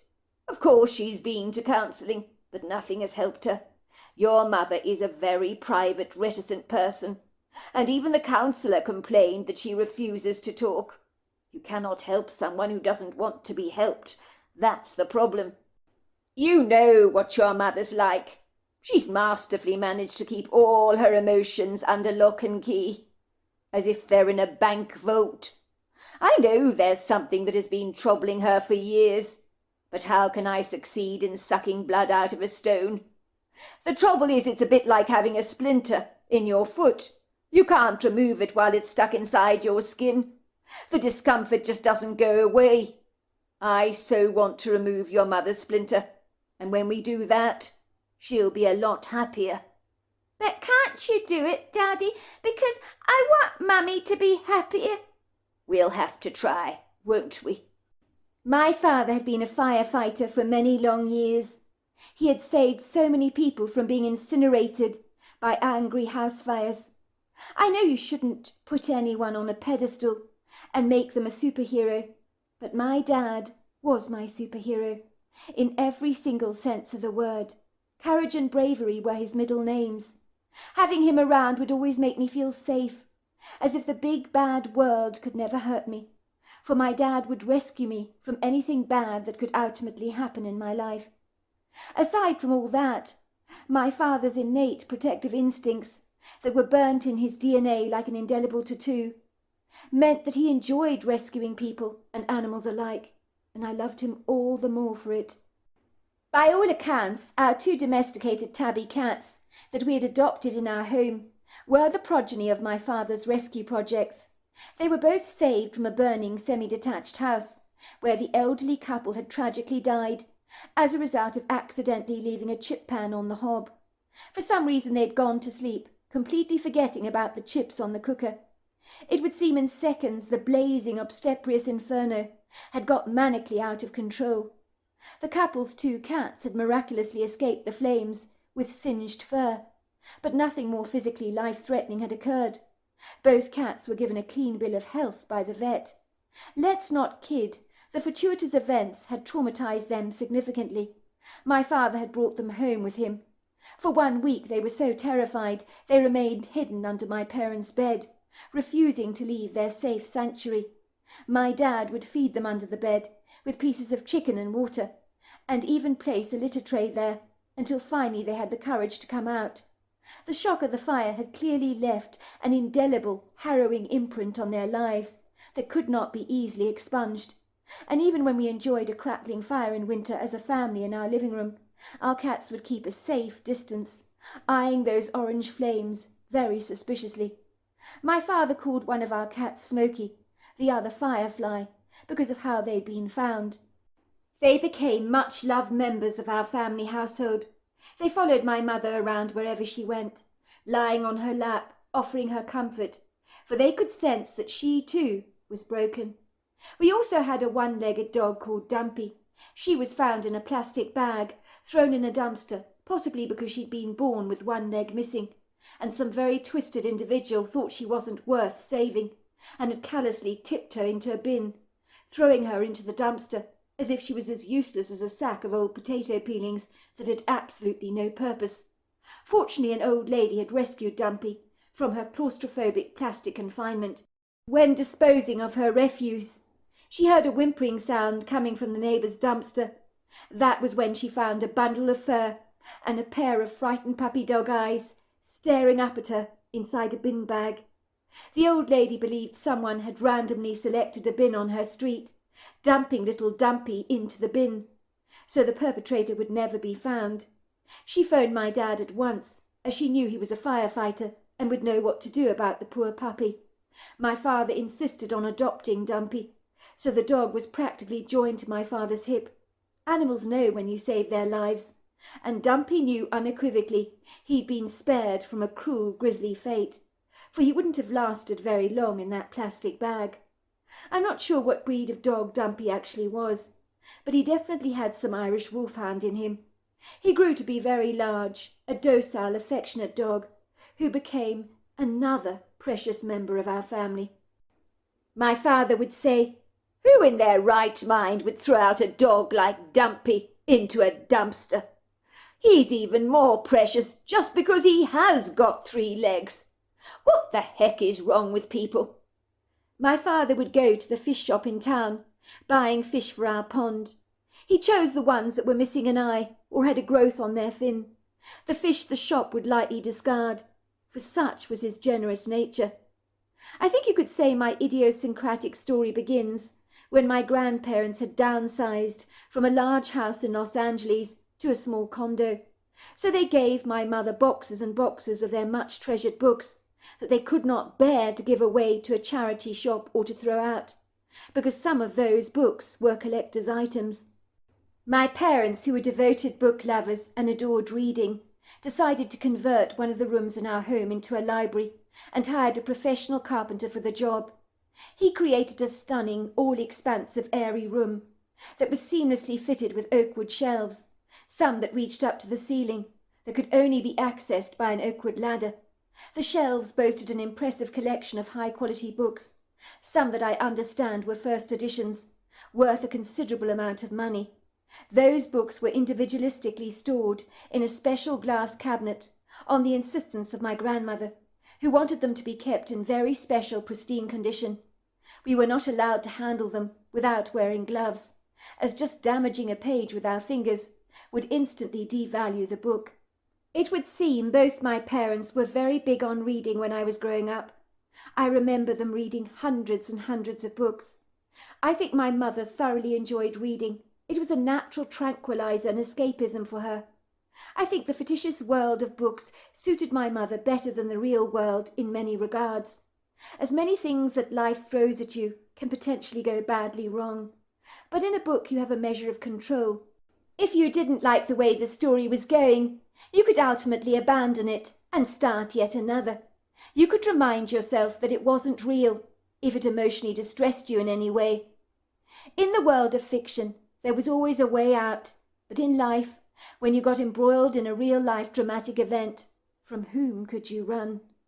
I hasten to say my mother only read books that guaranteed happy endings, for if an ending in a book upset her, even if it was spurious, my mother would lose her calm and become agitated and overwrought. I remember on one rainy day, I was climbing up the bookshelves industriously, on an intrepid search for a book to read. I found an old burgundy hardback book called Grimm's Fairy Tales. Like all my grandmother's books, it too was in pristine condition, and the print in the book looked to be like an old-fashioned italic. I curiously brought it down to read. I was about 12 years old at the time, very inquisitive. For some reason the old book got my attention. It drew me to it like iron filings to a magnet, in a way that I cannot explain. I often wondered if I was meant to find it. When I opened the large hardback book, the pages virtually cracked, they were so old. And to my surprise, 4 black and white photographs fell out of its pages, floating onto the ground, landing at my feet. I picked them up, studying the photographs closely, and realizing they were photographs of my mother with her sister Eloise when they were little girls. They were standing by a large body of water that looked to be a silvery lake, but in all the photographs they looked as if they were between the ages of 8 to 10, although I couldn't be sure. It looked like one of the girls in the photograph had been deliberately torn out of the picture, and I was confounded by this enigmatic peculiarity, and my natural inquisitive curiosity was spiked. Why would anybody of sound, reasonable mind tear out a young girl's image from a photograph? I've heard of spurned lovers before, of course, tearing out a picture of a girlfriend or a boyfriend, and I can understand that. But why would anyone want to eliminate the picture of an innocent girl from a photograph? What was so bad about this young girl that you'd want to eliminate her memory, as if she'd never existed, as if you wanted to wipe her away, as furiously as the bird poop on your windscreen window? I remember running eagerly into the kitchen, my heart aflutter with an ebullient keenness to find answers. At the time my mother was rolling out a pastry lid for the chicken pot pie she was making for our dinner. She was focused on the job at hand. My mother liked to get fully absorbed by any activity she indulged in, like cooking, reading or art, so that she could let go of the things that entertained all her anxiety. "Look what I found, Mum," I said. My mother continued to roll the pastry vigorously. She seemed irritated by my obtrusive intrusion. She said to me, "Not now, Shannon. Show me later. I'm very busy. I need to get dinner on. I'm running late already." "It's 4 photographs of you with Aunt Eloise when you were kids. Why did you tear out the other person in the picture? She's only a little girl, but in all these 4 photographs her image has been torn out. Do you know why? Why would anybody do such a mean, spiteful thing? Who is she anyway?" My mother looked up at me from the pastry she was rolling rather gingerly, along with the photographs I was holding up in my hand for her to see. Her eyes narrowed suspiciously as they swept over the photographs in my hand. Her face grew as dark as a thundercloud. Her whole body trembled, and for her to react like this over 4 photographs from her childhood rarely set for me the cat among the pigeons, for she was visibly disturbed, although she tried to hide it well. But I was not fooled. "Where did you get those photographs from, Shannon?" she growled, snatching the pictures out of my hands spiritedly. She glanced down briefly at the photographs, her face growing so purple. "I found them in an old Grimm's fairy tale book," I told her. "It's got italic writing, it's a purple book, and the pictures are so lovely. Who is the person that's torn out of the photograph? Why would you tear her picture out?" "No one is torn out of the photograph. I cannot think what you're talking about, Shannon," said my mother, grabbing the photographs from my startled hands, tearing them up into tiny pieces. She tossed them directly into the bin. "As I keep telling you, there is no one in the photograph. It is a picture of me with your Aunt Eloise when we were little. There is no one else in that photograph. You are mistaken." But I wasn't fooled by her denial. I stared at her in abject disbelief, unable to comprehend her strange reaction. Why was she lying?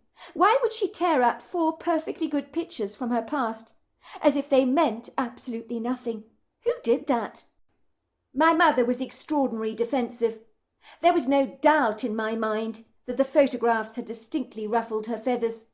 She wiped her floury hands on her apron, returning to her rolling pin and pastry, and in a very stern tone of voice she said to me obsequiously, "Now will you kindly go up to your bedroom, Shannon, and finish your homework for me?" My mother was rattled. The photographs had definitely triggered some kind of haunting memory for her that she'd been masterfully hiding away in the attic of her mind, buried beneath shadowy cobwebs and dust blankets of denial. My bringing them out in the light of day had been like throwing petrol onto a fire that she wanted to put out at once. "Why did you tear those photographs up, Mum? They were perfectly good. They were in great condition. Why did you do that? Those pictures were from your childhood.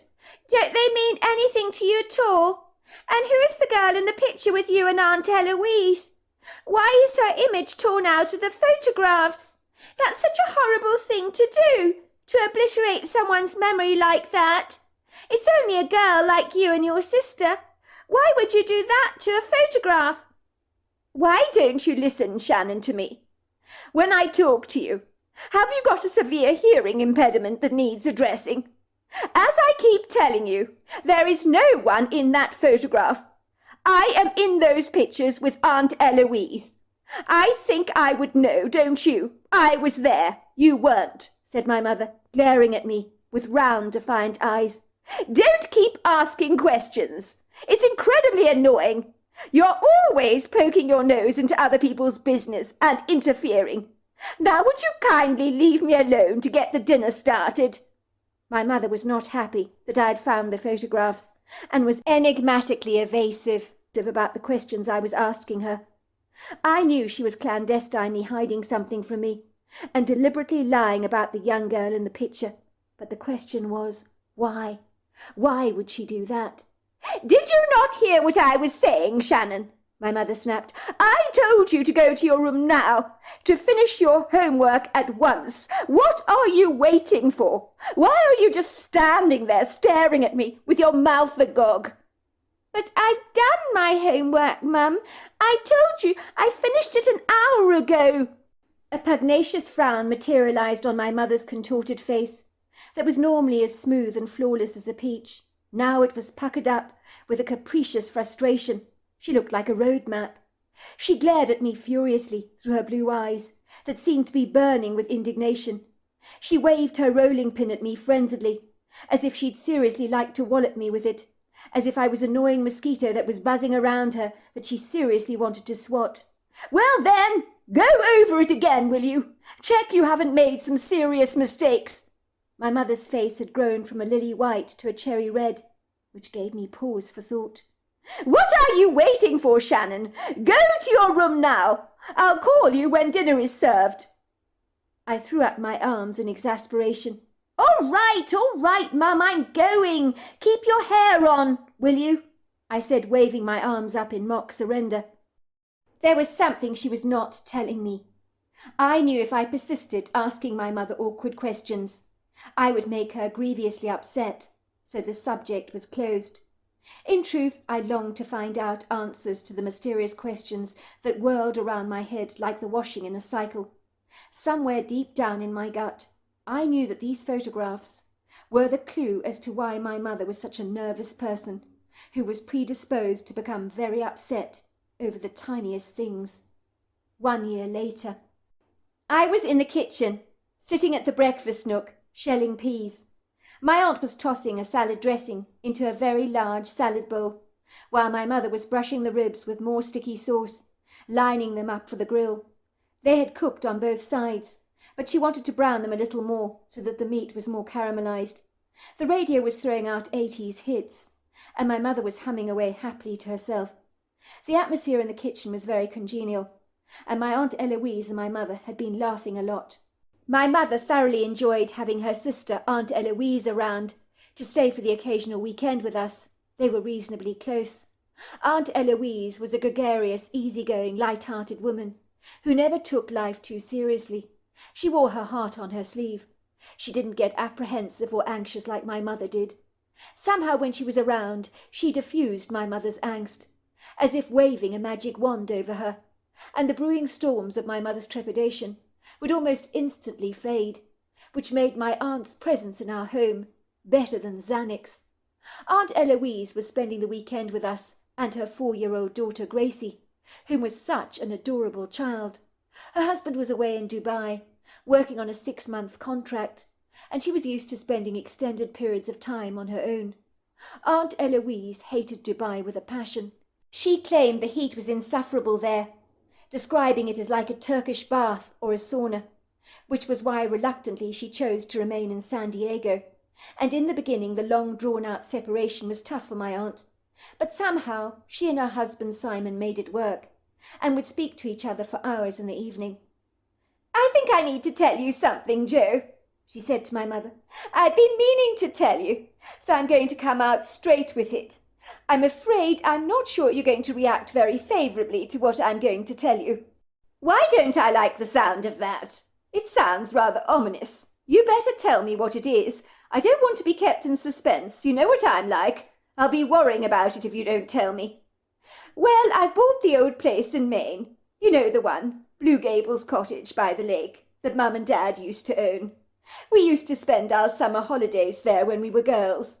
It recently came on the market. I couldn't resist buying it. I took Simon to see it when he was out from Dubai. He thought the place was absolutely perfect for us. It's in relatively good nick, you know.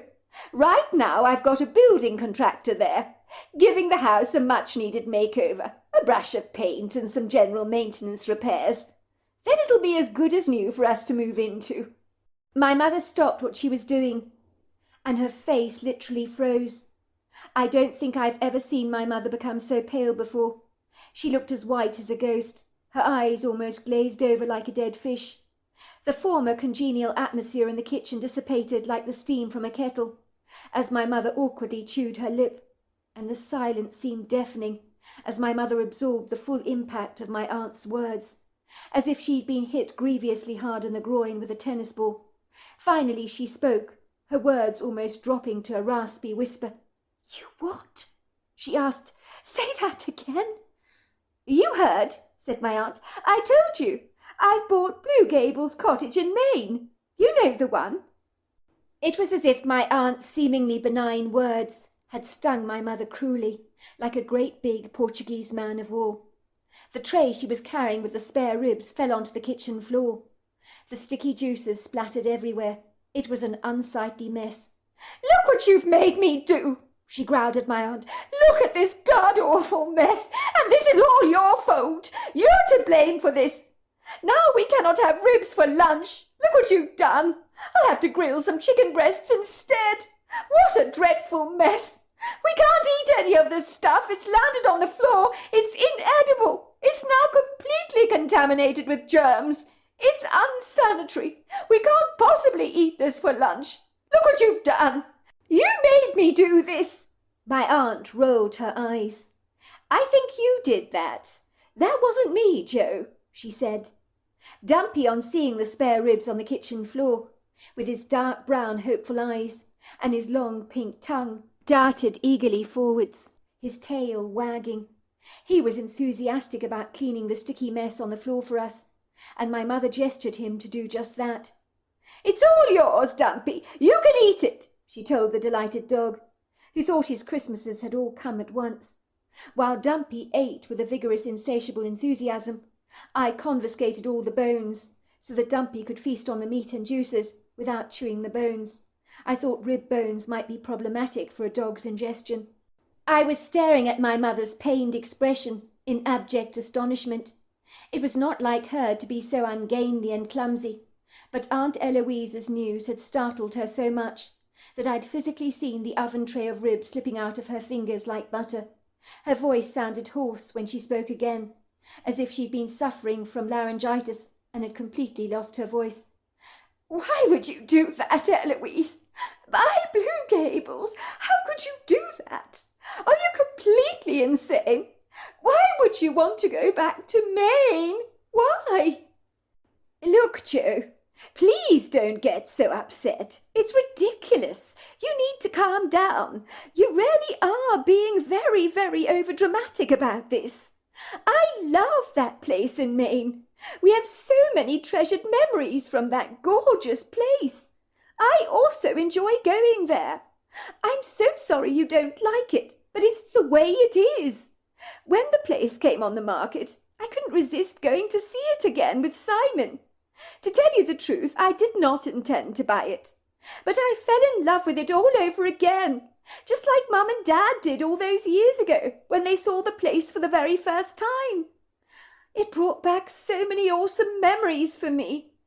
Of course, they're not all good memories, I appreciate that. But the good memories, they so override the bad ones. Don't you see that? No, I don't. So you're going to leave San Diego, are you? And go and live in Maine? What do Mum and Dad say about that?" she asked in disgust. "That's right, I am, with Simon. You know, he's working in Dubai all the time. We can pretty much live where we like now. I can do my script writing there. I've got my own office for those purposes. It's going to be wonderful for us. Please be happy for me, Joe." "I don't understand why you would do this, Eloise," said my mother, who was beginning to sound like a broken record. I could swear my mother was almost stamping her foot indignantly, like a petulant spoilt brat who hadn't got her own way. Why was she not happy for Aunt Eloise? My father had entered the kitchen. "I heard the crashing sound. What on earth happened? Did something break? What was all the commotion about?"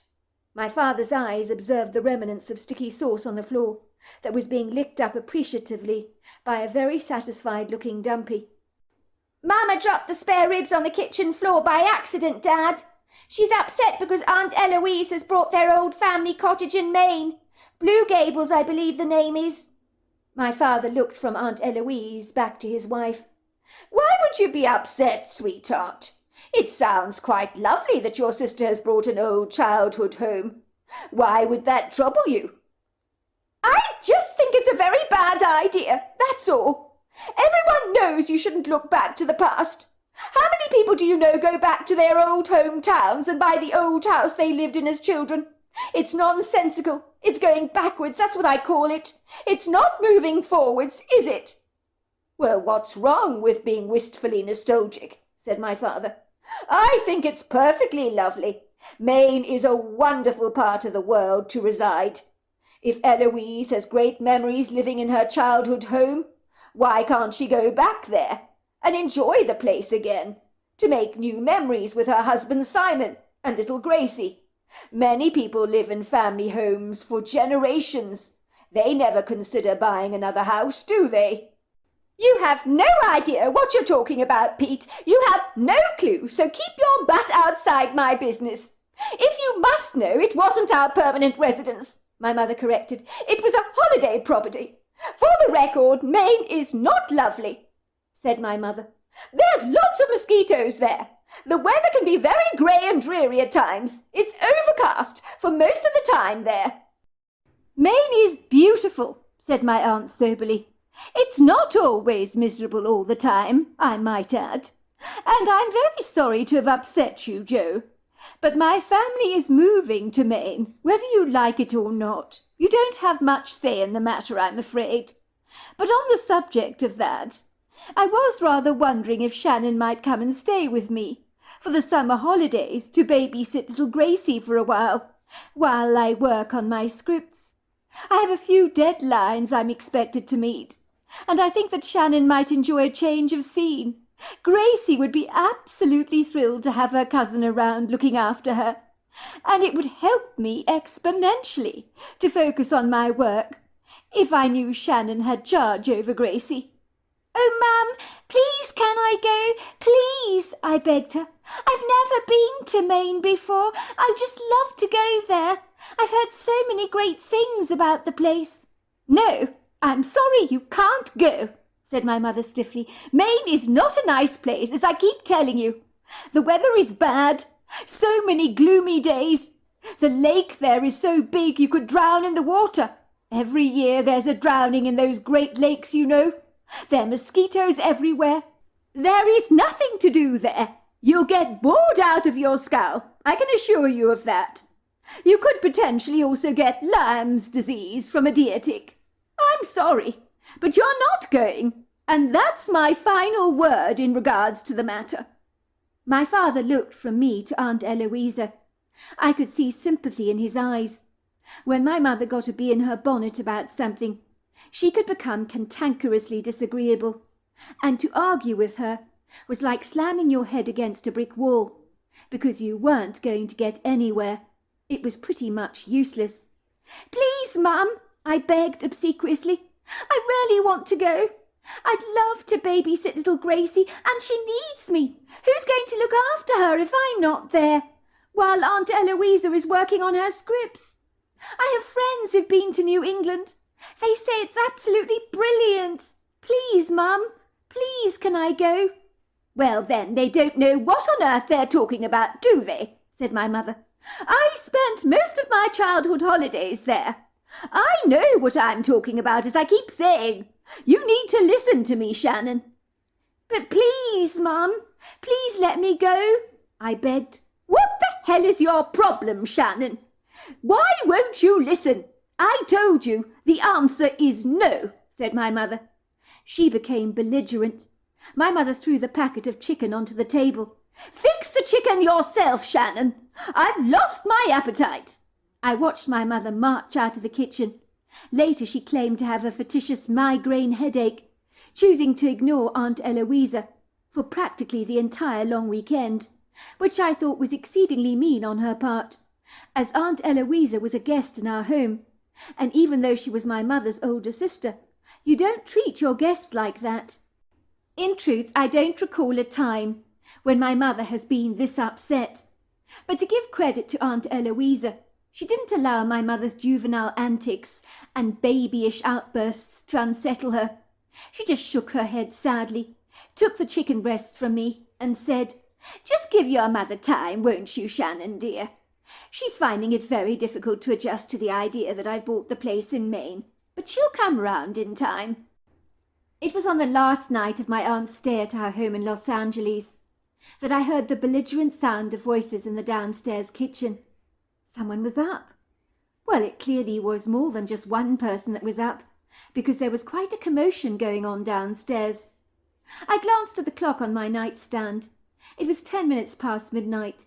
I was surprised and somewhat bewildered that anyone would possibly be up at this ungodly hour of the night. I thought everybody had retired to bed a long time ago.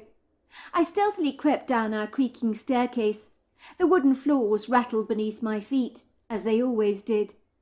The staircase was magnanimously bathed in a soft bluish light from our night light on in the landing. I was to discover the kitchen light was also on. My aunt and my mother were engaged in a non-physical, rather inflammatory brawl. My mother sounded as if she was in one of her volatile moods, where she was likely to implode in any moment. I'd never heard my aunt and mother argue like that before, although they were trying to do it in hoarse whispers. They were not meant to be heard, but I heard their silent protests very clearly as I sat at the bottom of the staircase in my pyjamas, hugging the dark shadows as if they were my friends, and wantingly eavesdropping on every word. I think my ears were probably flapping at this point because I so wanted to find out what this insane argument was all about. I suspected even my father was blindly oblivious to the spirited disagreements going on in the kitchen. I don't understand you, Eloise. Really, I don't. How could you be so insensitive? How could you do this to me? My mother was saying. Why would you buy Blue Gables? What the hell is wrong with you? Have you completely lost leave of your senses? Do you want to open up all the old wounds again, so that they bleed? Is that what this is all about? Do you want to break my little heart by dredging all this up? I'm glad it's all water off a duck's back for you, but to me, it's as fresh as the day it happened. But you, no, you have the sensitivity of a gnat. You don't care what it's doing to me, do you, Eloise? I am your little sister, but that doesn't matter at all, does it? As per usual, you only care about yourself and what you want. Nobody else matters, do they? Look, Joe, I'm sorry you're upset. Really, I am. But despite everything, I love the place in Maine. And when we stopped going there as children, I missed it dreadfully. This is not about you, Joe. You need to remember that. Stop personalizing everything. I don't dictate where you live, do I? In the same breath, you have no right to dictate where I choose to live. That's not fair, and you know it. Take a long, hard look at yourself, Joe. You're the one that's being completely unreasonable here, not me. Can't you at the very least be happy for me, that I'm moving to the place that I always loved, a place we both enjoyed as young girls? You don't have to visit my family at Blue Gables, if you don't want to. I shall never be offended about that. I completely understand. Instead, I will visit you. But it might be nice if you were at least happy for me, and for Simon, and for little Gracie. We're delighted with Blue Gables. It's a fabulous investment for us, and a wonderful place for us to live. And I can't wait for little Gracie to see it. She's going to absolutely love it there. Do Mum and Dad know that you bought the place in Maine? Came my mother's defeated voice. Oh, absolutely. They're so happy for me. As unlike you, Joe, they don't hang on to the past. They've moved on, and you would do well to do the same. Look at you these days, Joe. I don't mean to be nasty, but you are a nervous wreck. Falling apart you are. You need to remember, Joe, it happened a long time ago. Yes, it was dreadful. Yes, it was tragic and devastating. But can we not draw a line in the sand under what happened? Move on. Bad things happen, Joe, in this world. The problem with you is that you dwell on things far too deeply. You take things far too personally. You need to let it go. And furthermore, I would really appreciate it if you'd let Shannon come to Maine to take care of little Gracie for me. Your daughter desperately wants to come to Maine for the summer holidays.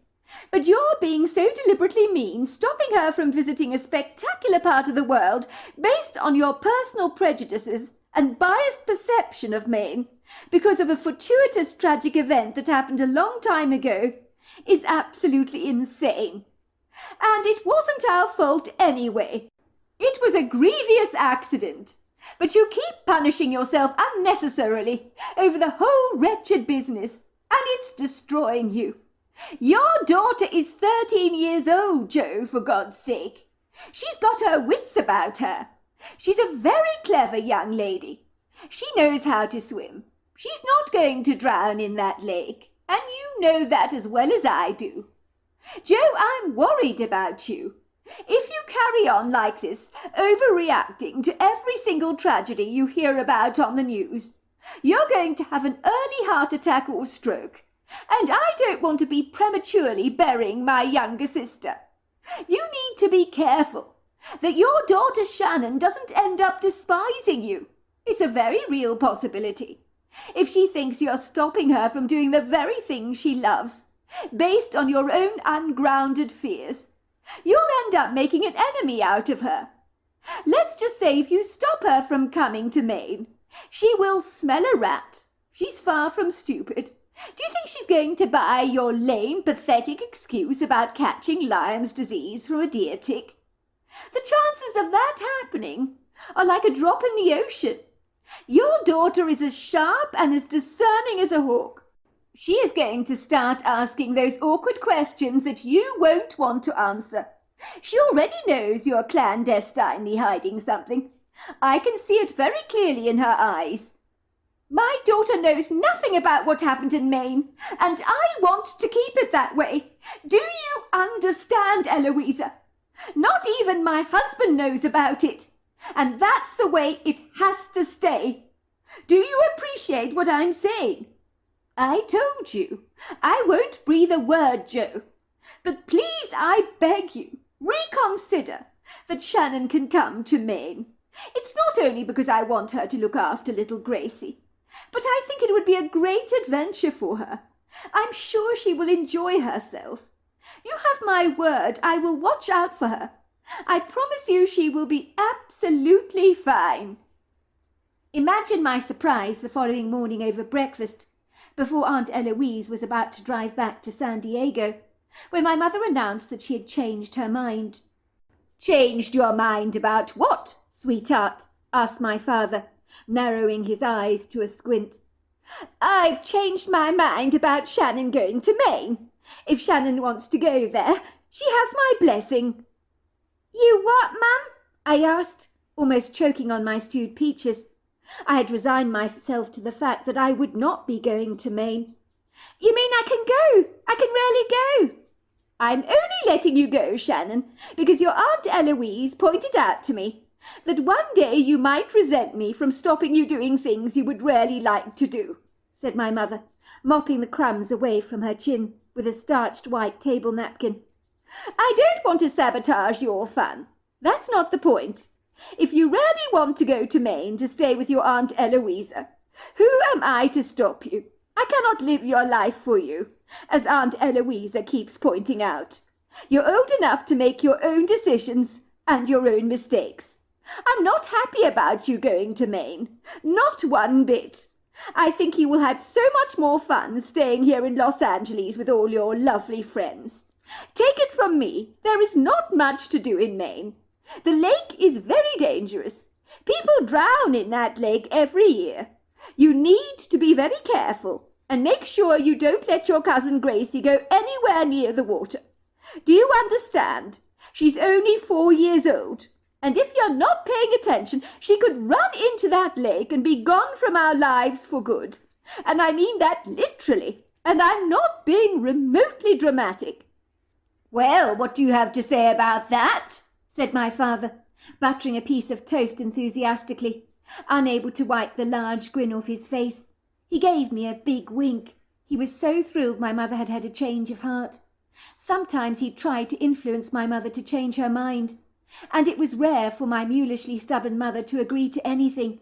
But this time my mother seemed to have fallen under the influences of Aunt Eloisa's persuasions, and I guess she was just frightened of alienating me from her, which was why she'd agreed to let me go. But I could see, her red flustered face revealed, she really wanted me to stay in Los Angeles, but that was not going to happen if I had my way. "You hear that? Your mother's agreed to let you go to Maine. Isn't that wonderful?" my father said. At this thrilling news, I wanted nothing more than to jump up and down for joy, throwing my stewed pieces of fruit up in the air, juggling them in my hands like a juggernaut. But instead I remained stoically composed. I kept my lips tightly squeezed together, and my tongue bridled. I didn't want to show my mother how delighted I was at such a revelation, just in case that I tempted fate, and my mother had a swift change of mind. That had actually happened before. My mother had a tendency to rein me in when I got excited about something, as if I was a spirited, unbroken horse that needed breaking in, and that any enthusiasm on my part gave her cause for grave concern, as if she saw it as a weakness that could be my greatest undoing. By all accounts, it was more than a little incredible, rather miraculous actually, that Aunt Eloise had masterfully persuaded my prickly, pugnacious mother to let me come to Maine to babysit little Gracie for her. When my mother was obstinately cantankerous, hell would freeze over first, before she changed her mind about anything. Ostensibly based on what I overheard my mother and aunt clandestinely discussing in the kitchen the previous night, somehow in that abrasive, tense interaction that they had engaged in together, my mother had finally thrown her cautious reservations to the wind and surrendered to my aunt's requests. I had a profound sense that something quite tragic had transpired in Maine when my mother and aunt were little girls, that had upset the entire apple cart of their lives, something so dreadful that had forced my grandparents to sell their lakefront holiday property to perfect strangers, who had sold the house back to my aunt on a turnaround of rather bizarre events. Aunt Eloise had not only chosen to purchase Blue Gables, but to settle there as a permanent residence, not just using the cottage as a fly-by-night holiday location. This bewildering decision on Aunt Eloise's part had gone down with my mother like a lead balloon. It would seem both my grandparents were very happy that their old beloved lakefront cottage had been purchased by their daughter. My grandmother had told Aunt Eloisa that it was a wonderful decision to buy the place again. "We should never have sold it," she had said quite plainly. "I really regretted the spur-of-the-moment decision we made back then. But you know, with things the way they were, I think we just wanted to get the hell away from Maine, didn't we?" When I had asked my grandmother what on earth she was talking about, she had looked at me and placed a gentle arm on my shoulders and said, "Shannon, leave it be, will you? Some things are best not unearthed. Otherwise the ground will never settle, will it?" What the hell did she mean by that? I never questioned my grandmother any further, for she was unforthcoming and secretive just like my mother was. They were two birds of the same feather. There was no point in trying to extract oil out of an empty bottle. It would seem my grandfather was equally reticent about talking about such things, the elephant in the room that they refused to ever discuss. Since my aunt's announcement of having purchased Blue Gables, my mother had been behaving like a cat on a hot tin roof. Her face was continuously taut with anxiety. She was always tetchy, and even after my aunt left for San Diego, my mother remained rather sulky, nursing a very bad mood for what seemed like weeks on end. She had become unusually jumpy, and was snapping at everyone like a frenzied turtle, and was increasingly inclined to lock herself up in her bedroom for hours on end, claiming she had insufferable migraine headaches and needed to be left well alone. "What the hell is wrong with your mother?"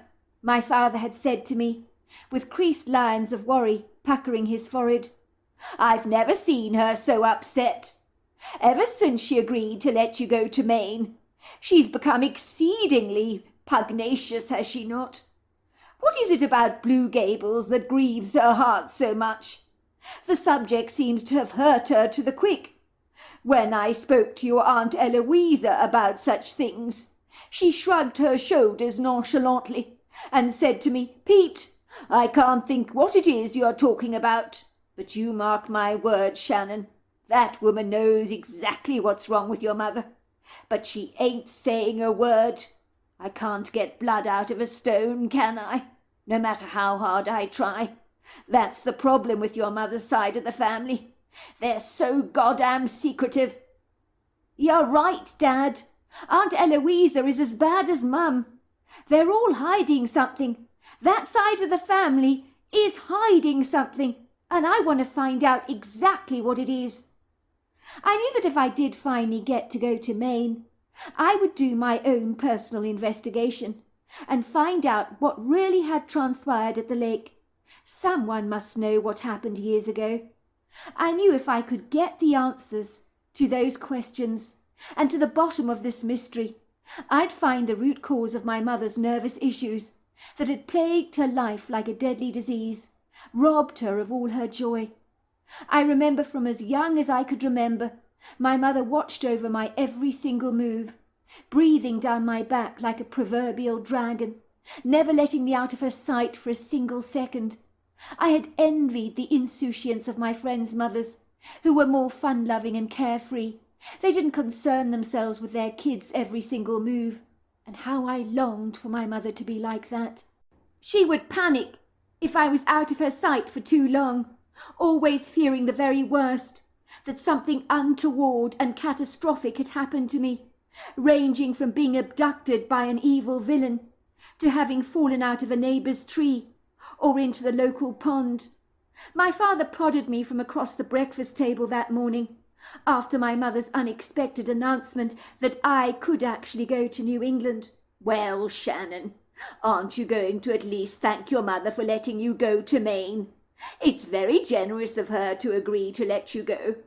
You know how she worries about you so." "Dad," I said, unable to disguise the resentment rising up in my voice, "I'm 13 years old. I'm big and ugly enough to look after myself. I'll be fine at the lake. I know how to swim, so I'm not going to drown. If Mum had her way, I'd be tied up to the house with a doggy chain around my neck," I said sarcastically. "Now that's not very nice, is it, Shannon?" said my father. "Don't talk to your mother like that. Can you not be a little grateful?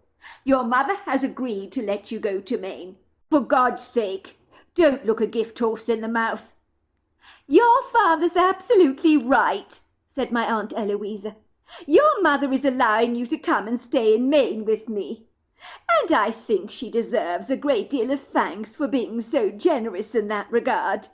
It is going to be absolutely wonderful having you join up with us in Maine. I'll be picking you up to take you there myself. It will be so wonderful." My mother tossed her short auburn hair to one side and looked at me sadly through her blue eyes. She reached out to grab me by the arm. "I know what you think of me, Shannon. I really do. And believe me, I understand you think I'm overwrought. And I don't blame you for that. You must understand you are my entire world. You're just so terribly young. You think you're old because you're 13, but you aren't old at all. You're still my little girl. You don't know the terrible things that can happen out there, and how dramatically one's life can change in a single instant. If anything were to happen to you, She was unable to finish the sentence. Tears were clouding the back of her eyes. "I just don't know what I would do." I suddenly felt consciously aware of how mean and uncaring I was being towards my mother, and my attitude shifted. My heart softened like a marshmallow. "I won't go to Maine if you don't want me to, Mum. If it really upsets you so much, I'll stay here with you." "No, I want you to go, my love," said my mother, her words sounding insincere and rather flat. "You're a sensible girl, Shannon. I don't give you enough credit for that. Your cousin Gracie will need you. She's 4 years old. I couldn't think of a better babysitter than you to keep her out of danger. But promise me if you're not happy there and you get dreadfully bored, you'll give us a call. Your dad will come and get you at once and bring you safely home." I could tell that that was the ideal scenario for my mother, who was secretly hoping that that is what ultimately would happen. In truth, if she had her way, she'd keep me at home under lock and key, so that even if I was bored, in her opinion, at least I would be safe. "Thanks, Mum. You have no idea what this means to me. I've so wanted to go to Maine for a very long time. And now that Aunt Eloisa is going to live there, it would be crazy not to go. I promise you have nothing to worry about. I will be absolutely fine, and I'll take great care of Gracie, and I won't get in Aunt Eloisa's way. I love you, Mum, and I'll miss you when I'm gone, but I will be back." "Ditto," said my mother, tears now slipping down her cheeks. I knew that her tears would stop me from going to Maine. I hated upsetting my mother, so I gritted my teeth and discussed the matter no more, for the fear that I'd buckle up under the pressure of my mother's tears, that over the years had made me obedient to her every whim, but not any more, and certainly not now. "You deserve a change of scene, Shannon," I told myself firmly. "Don't buckle up under the pressure. Your mother will be fine without you. You know she will. She needs to be able to cope when you're not around. You can't just treat her with kid gloves," I told myself. On the day of my departure, my mother claimed to have a migraine headache. What was new? The worst she'd had in 2 years. She had shut herself away in her bedroom with the curtains fully closed. She barely moved when I kissed her on the cheek. "Have a good time, love," she told me, her voice sounding unusually hoarse. Aunt Eloise, who had picked me up from our house in Los Angeles, assured my mother I would be just fine under her charge. But my mother wilfully ignored my aunt by pretending to be fast asleep. For underneath the layers, my mother resented Aunt Eloisa for taking me away, and I wondered if my mother would hold a secret grudge against her indefinitely. My father, on seeing how troubled I was, and the vacillating hesitancy on my face about leaving home, said to me, "Never mind about your mother." He cradled me lovingly in his arms. "It's not your fault she's got a migraine headache. She's worried about you, that's all. But it will do her good to let go of the reins for once, and see that her beloved little baby mare will return to the stable shortly. All I want you to do is to promise me you'll have a great time, and if you aren't happy in Maine, you know I'm a phone call away. I will come to pick you up straight away, and that is a promise." "Thanks, Dad. You're the best," I said, giving my father a huge hug. My father walked out of the house with me, carrying all my luggage. He placed my suitcase in the back of Aunt Eloisa's SUV, and then he gave me one last hug. I could swear I could see the curtains in my mother's upstairs bedroom window twitch. I got a brief glimpse of her rather forlorn-looking silhouette. I waved up at her, but the curtains suddenly closed. She was clearly not too sick to watch me leave. The ride to Maine had been laboriously boring, and seemed to last for an entire lifetime, where we rolled through one interstate to another, dodging trucks, motorbikes, and anything on the road that looked ominously risque, including a car that appeared to be swerving on both sides of the lane, looking as if he was half cut or high on some kind of narcotic. We stopped at a few fast food restaurants on the way, filling our hungry bellies with greasy fries, burgers, and milkshakes, which my aunt assured me was a treat, because she liked to cook healthy meals, and we weren't going to be filling our bellies with such trash when we got to Maine. Finally we reached the final and last interstate, and my aunt almost groaned with relief. "Thank God! I do hate the interstates," she said. We had reached a network of roads that became narrower and more winding, and then my aunt assured me it wouldn't be long until we arrived at Blue Gables. I was amazed how well behaved little Gracie had been in the back of the car. She had not complained once, as you would expect a kid of her age to do. Instead, she had industriously, very independently, busied herself drawing in all her colouring books with crayons, and playing with her 2 Barbie dolls. I turned around to see she was fast asleep in the back. I leaned over to nudge her. "Gracie, we're nearly there." She opened her wide blue eyes. "Are we nearly there, Mummy?" she asked excitedly. "Yes, we are, Gracie," her mother told her delighted daughter, who was leaning over the back seat to peer out at the familiar landscape, squealing with delight that she knew exactly where we were. "You hear that?" said Gracie, talking to her 2 Barbie dolls. "We're nearly home. We're nearly back home. I can't wait to get home. I can't wait to get into my bedroom again." We drove past a twee little cottage with seagulls perched on the roof. They squawked at us, as if the presence of our SUV had unsettled them. The place was boarded up, and looked like it had been abandoned, as angry, ugly weeds trespassed through the driveway. Soon my aunt drove down a narrow dirt road through the woods. My cousin Gracie cried out in delight. "We're nearly home! I can't wait!" "Yes, you are. You're nearly home," I told my little cousin, giving her a nudge. This was indeed home to Gracie and my aunt, who had moved to Blue Gables a month earlier. Simon, Aunt Eloisa's husband, had been living there for an entire month, but had since returned to Dubai to resume his job. According to Aunt Eloisa, He was bowled over by the place. He claimed he was delighted they had made the move to Maine, as it was such an idyllic, serene part of the world. My aunt said Blue Gables rekindled so many loving memories of her past. Now here I was in Maine, ready to spend my summer holidays with Aunt Eloisa and my cousin Gracie, and I suddenly felt the familiar flutter of excitement in my chest, in eager anticipation of the lackadaisical days that lay ahead of me, where I could spend watching over little Gracie, and better still Aunt Eloisa would be paying me handsomely for the job that I would willingly have done for free. What could be better than that? The sun was beginning to set at the end of a long, hard day. Its tangerine beams of fading sunlight drifted through the trees, washing the foliage in a golden glaze that became distinctly more ethereal as the light dimmed, giving it a prepossessing outer-worldly quality. My aunt rounded the curb, and I was certain I saw a dark, shadowy silhouette, easily over 9 foot tall, staring at us through the trees with a curious interest. I'd seen a flash of yellow eyes. What the hell was that? I tried to focus on the spot where I'd seen the dark, ambiguous, large blur of something humanoid and very substantial in size. Whatever the hell it was, I could feel the wide, inquiring eyes burning into my back, prickling my neck. I convinced myself I'd imagined things. I was so exhausted after our travel on the interstate. It was hardly a wonder I was seeing things. But in my gut, I knew I had not imagined the thing at all. Something had been watching us through those trees, and I sensed it seemed more than a little interested in us. Why I felt this way, I couldn't be sure. I was about to tell my aunt about what I thought I'd seen, but promptly decided against it. It probably wasn't a wise idea.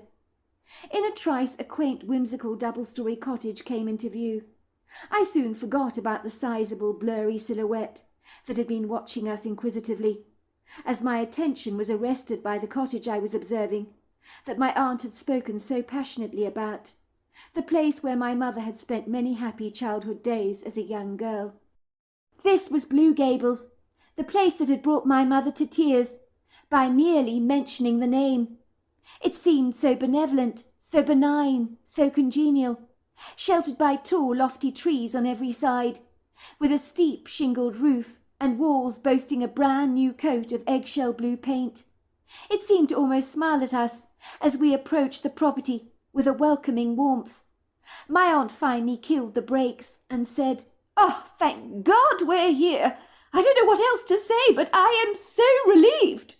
My cousin shouted, "Hip, hip, hooray, we're here, we're home." She clapped her hands ecstatically. "That was one hell of a journey, wasn't it, Shannon?" said my aunt. "Thank God it's over. I think I'm going to flop down on my bed when I get inside like a rag doll." Mummy's a "Rag doll," said little Gracie, running her tiny hands through her mother's hair to mess it all up. "Yes, that's exactly what I am," said Eloisa with a giggle. Gracie appeared to find that very funny, and couldn't stop giggling.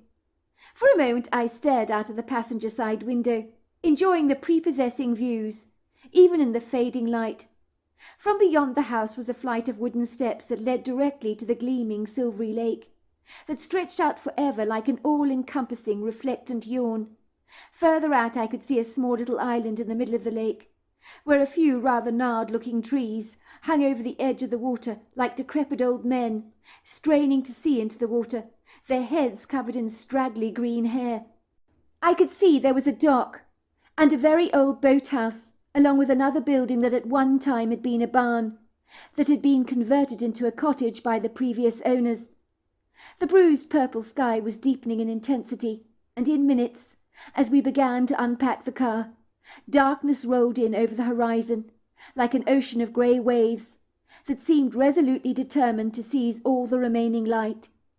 In a trice, the soft, gentle moonlight pirouetted over the tranquil, still waters of the lake, which reflected on its ethereal surfaces the images of the moon, the glittering stars, and the lofty silhouettes of the trees.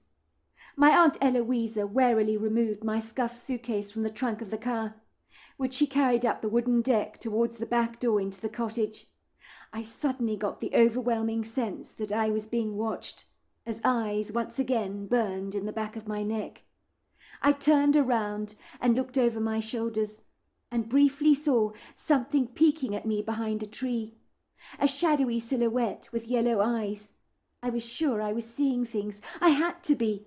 I quickly closed my eyes and opened them again, but the thing, whatever it was gone. I must be very tired, I told myself, as I warily followed my aunt into the cottage. But underneath the layers of my denial, I knew that something was out there in those woods, and that something was staring at me. I entered Aunt Eloise's cottage, feeling ever so slightly flustered, but determined to put my unsettling thoughts behind me. If there was anything out in those woods, it was lightly benign and exceedingly harmless. But whatever it was, I couldn't get those yellow eyes out of my head.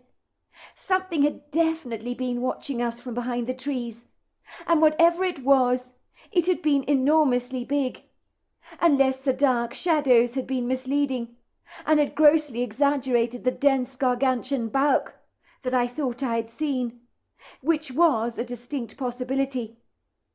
I glanced appreciatively around the interior of the cottage, taking it all in. It was airily spacious, smelling pleasingly of fresh new paint, lavender furniture polish, and leather. The large bay windows overlooked pristine views onto the silvery lake through the trees. My aunt had masterfully transformed Blue Gables into a sumptuous cosy den, with dreamy individualistic furnishings that invited you to be cushioned by both comfort and luxury.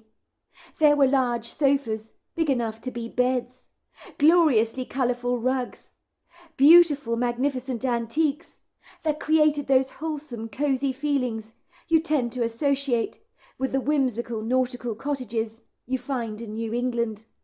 The high ceilings and large stone fireplaces amplified the feeling of both space and serene tranquillity that hugged the cottage on every side in a generous warm embrace.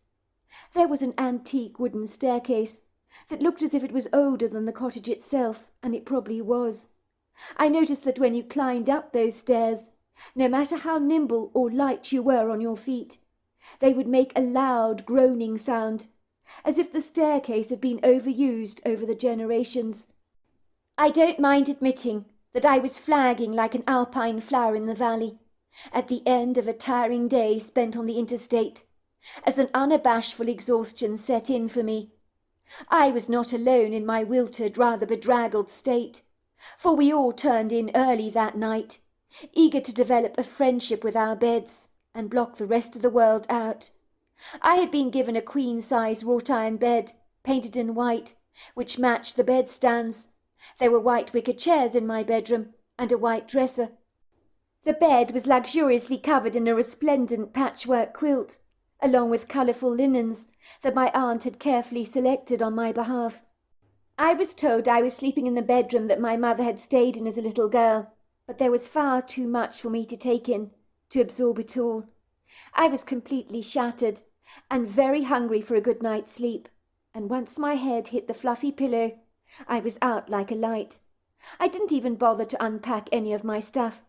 That could all wait until the very next day, when I was feeling a wee bit more energetic. I woke up the following morning to be greeted by the grey face of a very overcast day. My mother had warned me about the weather being dull and grey in this part of the world. The rain poured furiously down the eaves and glass window panes of the cottage, as if it was determined to make the weather as miserable as possible. But despite the obvious assault on all the sunshine, even under the foggy glaze, Maine still looked magnificently prepossessing. It was hard to get depressed by the weather. The next couple of days it persisted in being gloomy, but it made me feel strangely snug, tucked away in a cosy cottage. I entertained little Gracie indoors, making cookies in the kitchen with her, reading her stories, playing games with her, to keep her busily entertained, while my aunt spent hours in her office, working on scripts for a television drama, of which she told me there were over a dozen script writers for the series, working on the same series, which I thought sounded like overkill, but I said nothing, What did I know about television dramas? It was on the third morning, when the sun had come out, and the whole lake shimmered under the glaze of the morning sun, that I knew things were decidedly looking up. I could take little Gracie to the beach, and we could play among the silvery rocks and skim flat stones across the water. It would be fun. It was when I was in the kitchen rustling up some breakfast for my Aunt Eloise and little Gracie that I saw an old, very weathered photograph album lying on the kitchen table. It looked so old that the hinges that bound the pages together were falling apart, and there was dust all over the cover of the album. I don't think I was supposed to see this album, for when my aunt entered the kitchen and saw me sifting through the creaking pages, her face dropped. "Where the hell did you get that?" she asked me, her face paling. "I haven't seen that album for many years. I thought it had been thrown out a long time ago. Where on earth did you find it, Shannon? You haven't been snooping, have you?" "It was here on the kitchen table," I explained. My aunt looked at me with a dismissive expression of disbelief on her face, as if she thought I was telling her a big fat porky pie. I had already sifted through the photographs that had been taken here at Blue Gables, when my mother and Aunt Eloisa were girls. I had discovered in the photograph albums the very same 4 pictures that my mother had torn up in our kitchen over a year ago. But the pictures in this album were all intact, so I could clearly see the young girl in the photographs that my mother claimed did not exist. "Who is this girl in the picture, Aunt Eloisa?" I asked her, pointing to the photographs. My aunt's face went whiter than white. Her eyes grew round. "It's no one," said my aunt, extracting the album from my hands in haste and slamming it violently shut. Then an extraordinary thing happened that even I can't explain. It left my blood growing cold. When my little cousin Gracie, who'd seen the photographs of the girl that I'd pointed out to my aunt, said, "Those pictures are of Connie. She was here last night in my bedroom talking to me. She always comes to see me. We play dollies together. She's really nice, Mummy." My aunt dropped the photograph album so that it landed on the floor in a heap. "What did you say, Gracie? How do you know who Connie is?" My aunt's eyes stared from me fixedly, from me to Gracie, as if she was looking for any hint or murmur of deception between the two of us, but she saw none. "'Cause she told me her name was Connie," said Gracie, tucking into a Pop-Tart enthusiastically, and chuckling at my aunt's astonished expression. "Mammy, what is wrong with your face? You've gone all quickly." My aunt was not amused. She looked at Gracie with an indignant expression on her face, and almost shook her little girl. "Don't make up stories, Gracie, that aren't true," she said to her daughter. "It's very bad to lie. I've taught you that, and I don't appreciate when you make up stories." She then looked at me and glared. "I know you're behind this, Shannon, and if you must know, I'm not remotely amused. You told Grace to spout all this nonsense to me, didn't you? I don't want Connie's name mentioned in this house. Do you understand that?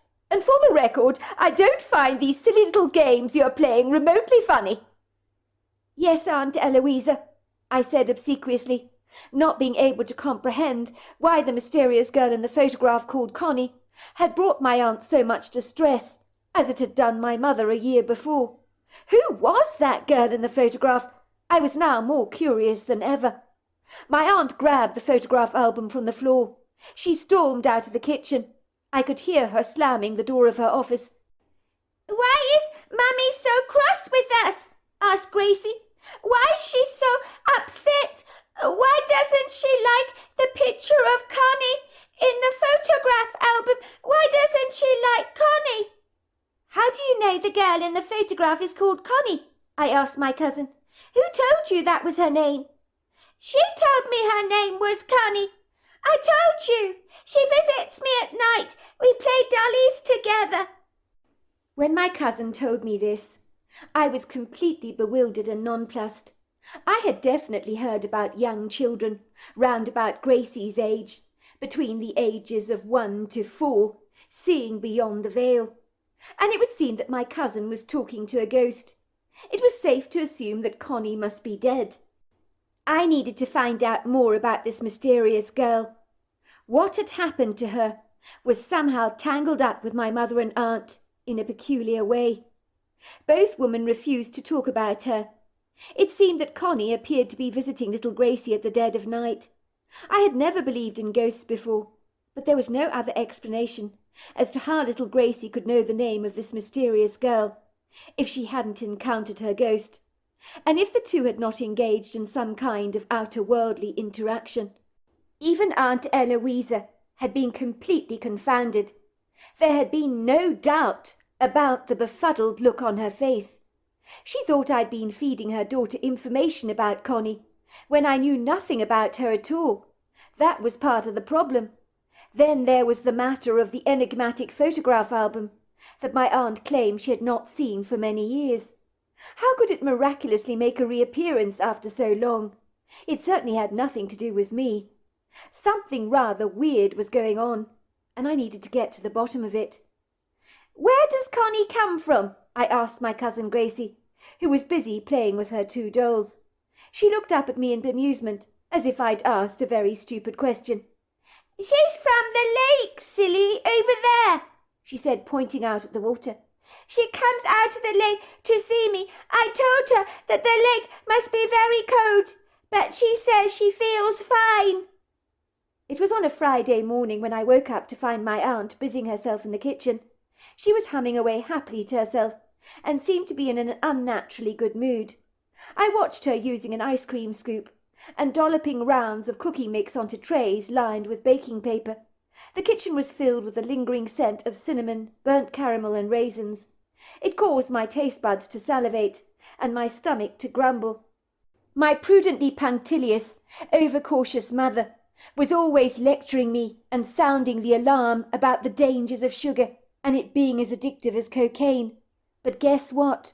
I never cared, nor did my father, and I never would. Before long, hundreds of cookies were cooling on cooling racks, and I sneaked a couple behind my aunt's back, as they were too delicious to resist. "You're in a good mood, Aunt Eloisa," I said. "What are you making?" Of course I knew what she was making, but I was making small talk. "Cinnamon raisin cookies," she told me.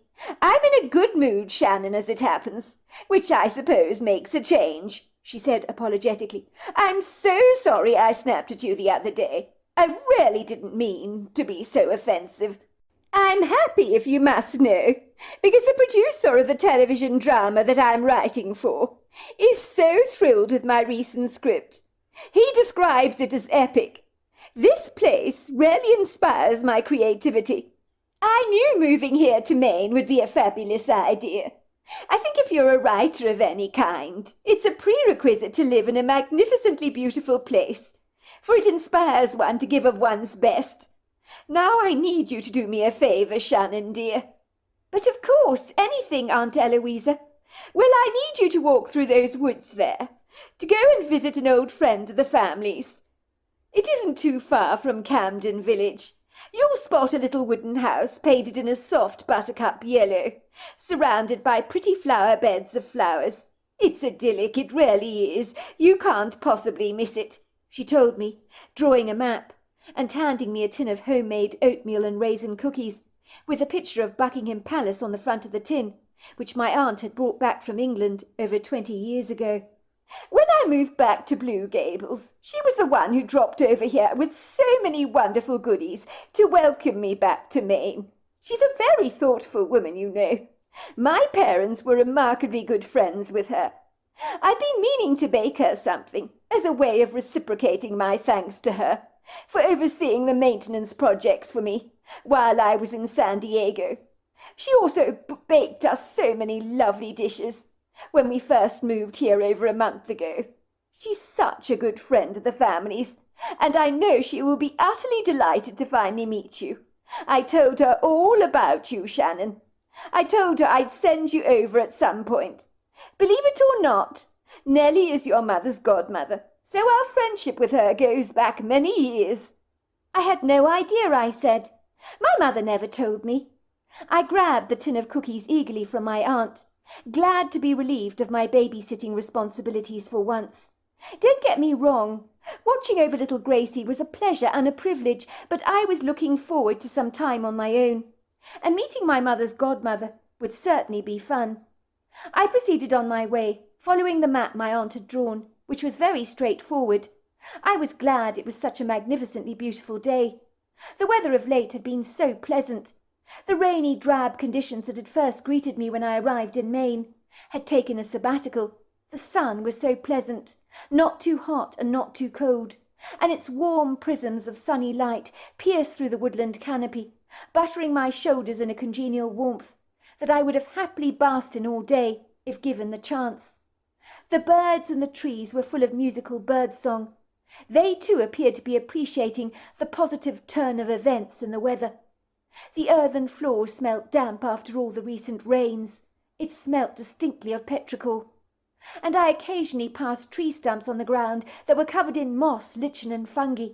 I kicked up the leaves from the forest floor as I navigated my way briskly down the trail, but at one point I got the overwhelming sense that I was being followed. I was sure I had heard ponderous, heavy feet shuffling behind me. I stopped dead in my tracks to survey my immediate environment, my eyes carefully skimming through the trees. But even as I did this, I could feel eyes burning onto the back of my skull.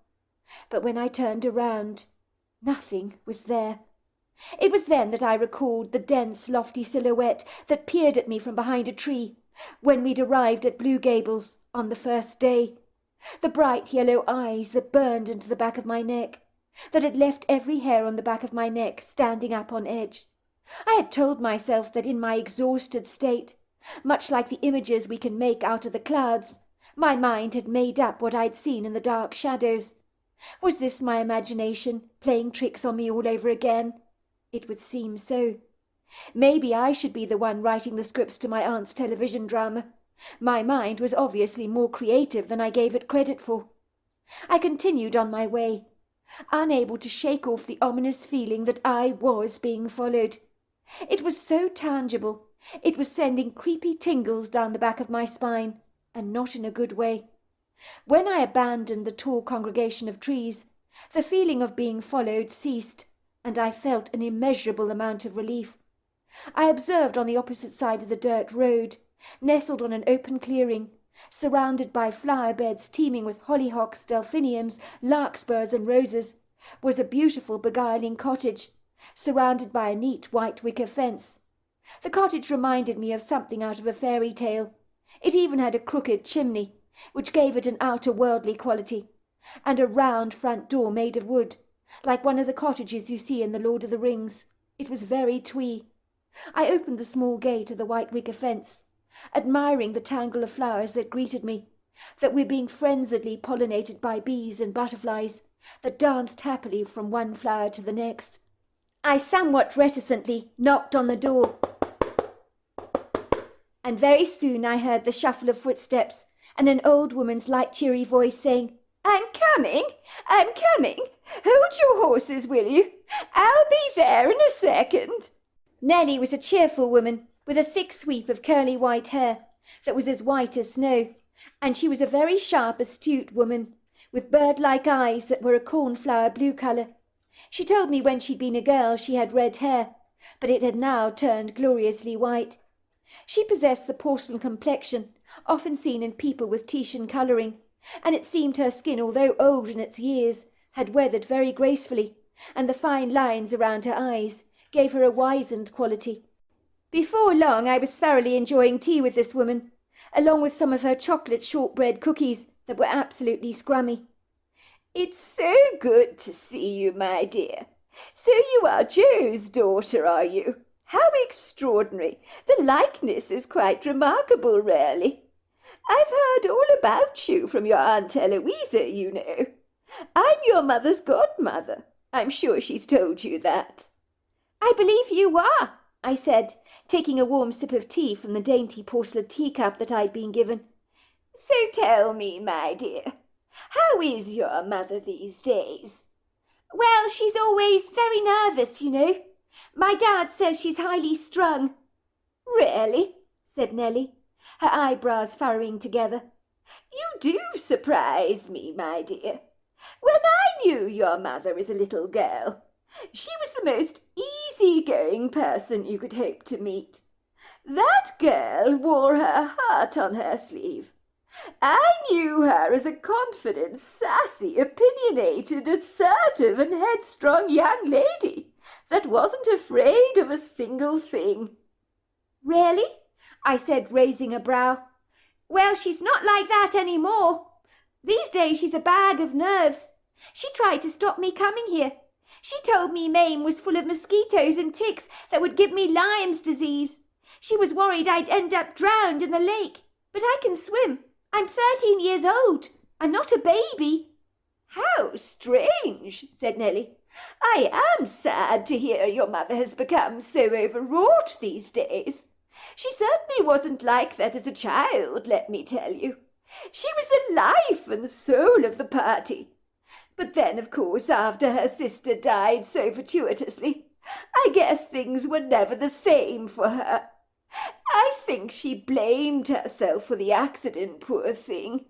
And I imagine blaming yourself over someone's death is invariably going to eat away at you. Of course, after she left Maine, I never saw her again. It was such a dreadful pity. And why your grandparents sold Blue Gables, I honestly don't know. But thankfully it's in the family name again. That's got to be a good thing. My mother's sister Eloise is not dead, I said. Why would you say that she is? Nellie looked surprised. You mean you don't know? She asked me. Your mother had a twin sister called Connie. They were non-identical twins. Connie tragically drowned in the lake. It devastated the whole community here. No one likes it when one of their own is drowned, but you know as well as I do that young children and water, well, they don't mix, do they? Goodness gracious me! Over the years, many a young life has been tragically lost in the Great Lakes, despite everyone's very best intentions to avoid that happening. But sometimes things fortuitously occur, and no one is to blame. It is what it is. My mother had a twin sister called Connie. I had no idea. She never told me that. That's right, my dear. Everyone called her Connie, apart from me, that is. I do so hate shortening names, you know. Her real name was Constance. Such a lovely girl she was, and what a lovely name. But she was not like your mother, if you know what I mean. No, what do you actually mean? I asked, raising a quizzical brow. Nellie's face paled. She looked rather uncomfortable. She was tapping her porcelain teacup disconcertedly. I'm not sure I should be telling you all this, my dear. It's not really my place to do so. I mean, if your mother has not told you about the grievous incident, or even about her twin sister, Connie, I've probably already said far too much.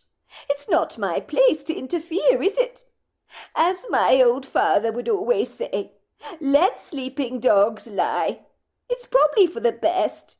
It seems your mother would like to keep it that way. That's probably her approach over things, I dare say.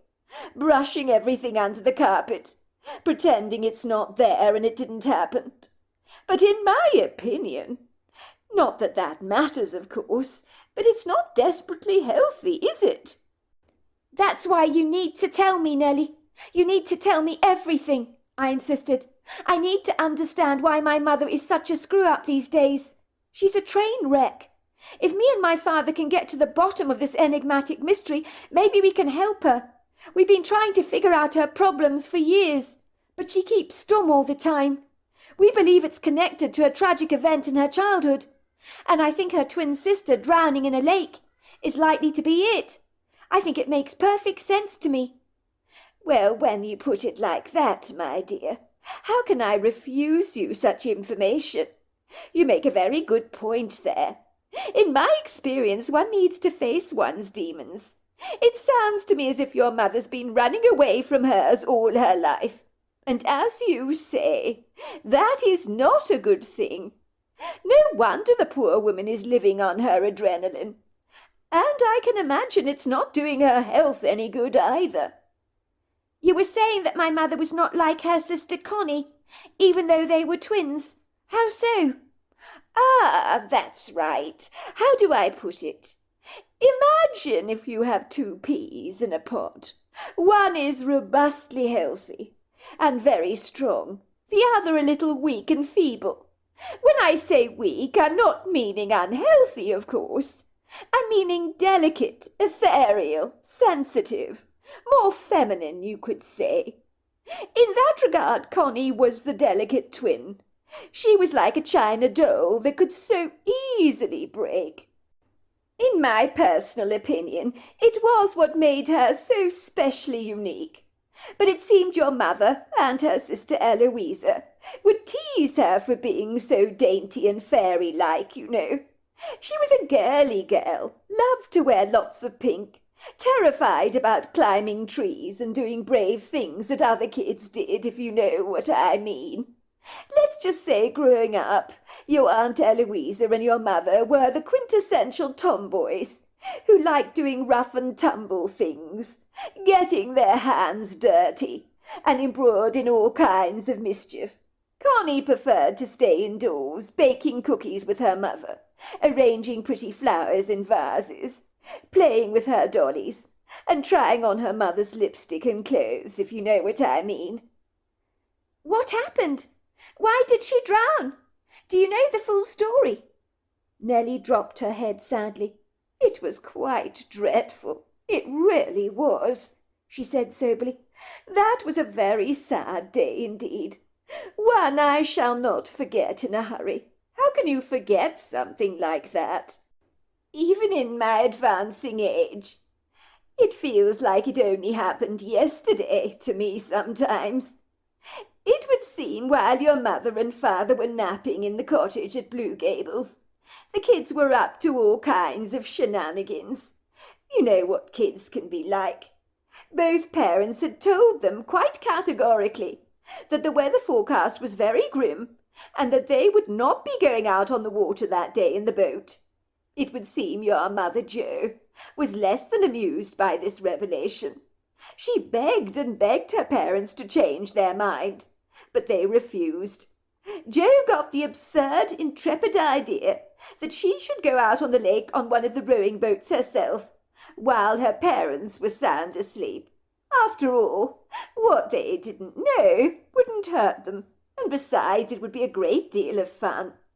At that time all the kids had learned to swim, but Connie was a reluctant, very feeble swimmer. She wasn't strong at anything, at the very best of times, and her swimming teacher had insisted that she needed to still be watched in the water very closely and supervised all the time. Connie didn't like going out on the lake in a boat, but she was afraid of toppling over and falling into the water, and was fully aware of her own physical limitations. She wasn't a silly girl, you know. On the day when the tragedy happened, your mother Jo, artfully persuaded her two siblings to go out on the boat with her, despite the disagreeable weather forecast. She didn't even give that a thought, because children don't, do they? Your Aunt Eloisa was quite a goody two-shoes back in those days, and didn't like to upset the apple cart with her parents. Jo was completely different in that regard. So your Aunt Jo did not want to go out on the boat unsupervised without her parents' permission. And with the weather being so dreadfully overcast, she was less than enthusiastic about the idea, let's just say. In those days, I don't know how to put it exactly, but your mother was the quintessential daredevil, challenging people all the time. She once dared your Aunt Eloisa to eat a bug, which she did. In those days your mother was up to all kinds of mischief. She was quite terrible like that, really. She wanted to go out on the lake, and that was that. And somehow she even masterfully managed to bully Connie to come along for the ride. No, I'm not coming. I'm not coming. I'm scared. I don't want to come. You're such a big, big baby, Joe spouted. A great, great big baby. That's what you are. You're scared of everything, aren't you, Connie? I can't believe you're my twin. I'm so brave. You're so pathetic. Look at you. No, I'm not, said Connie insistently. I'm not a baby. Well, then, prove that you're not a baby. Come with us on the boat. We're going on the boat without Mum and Dad watching us, and you can't tell anybody what we're up to.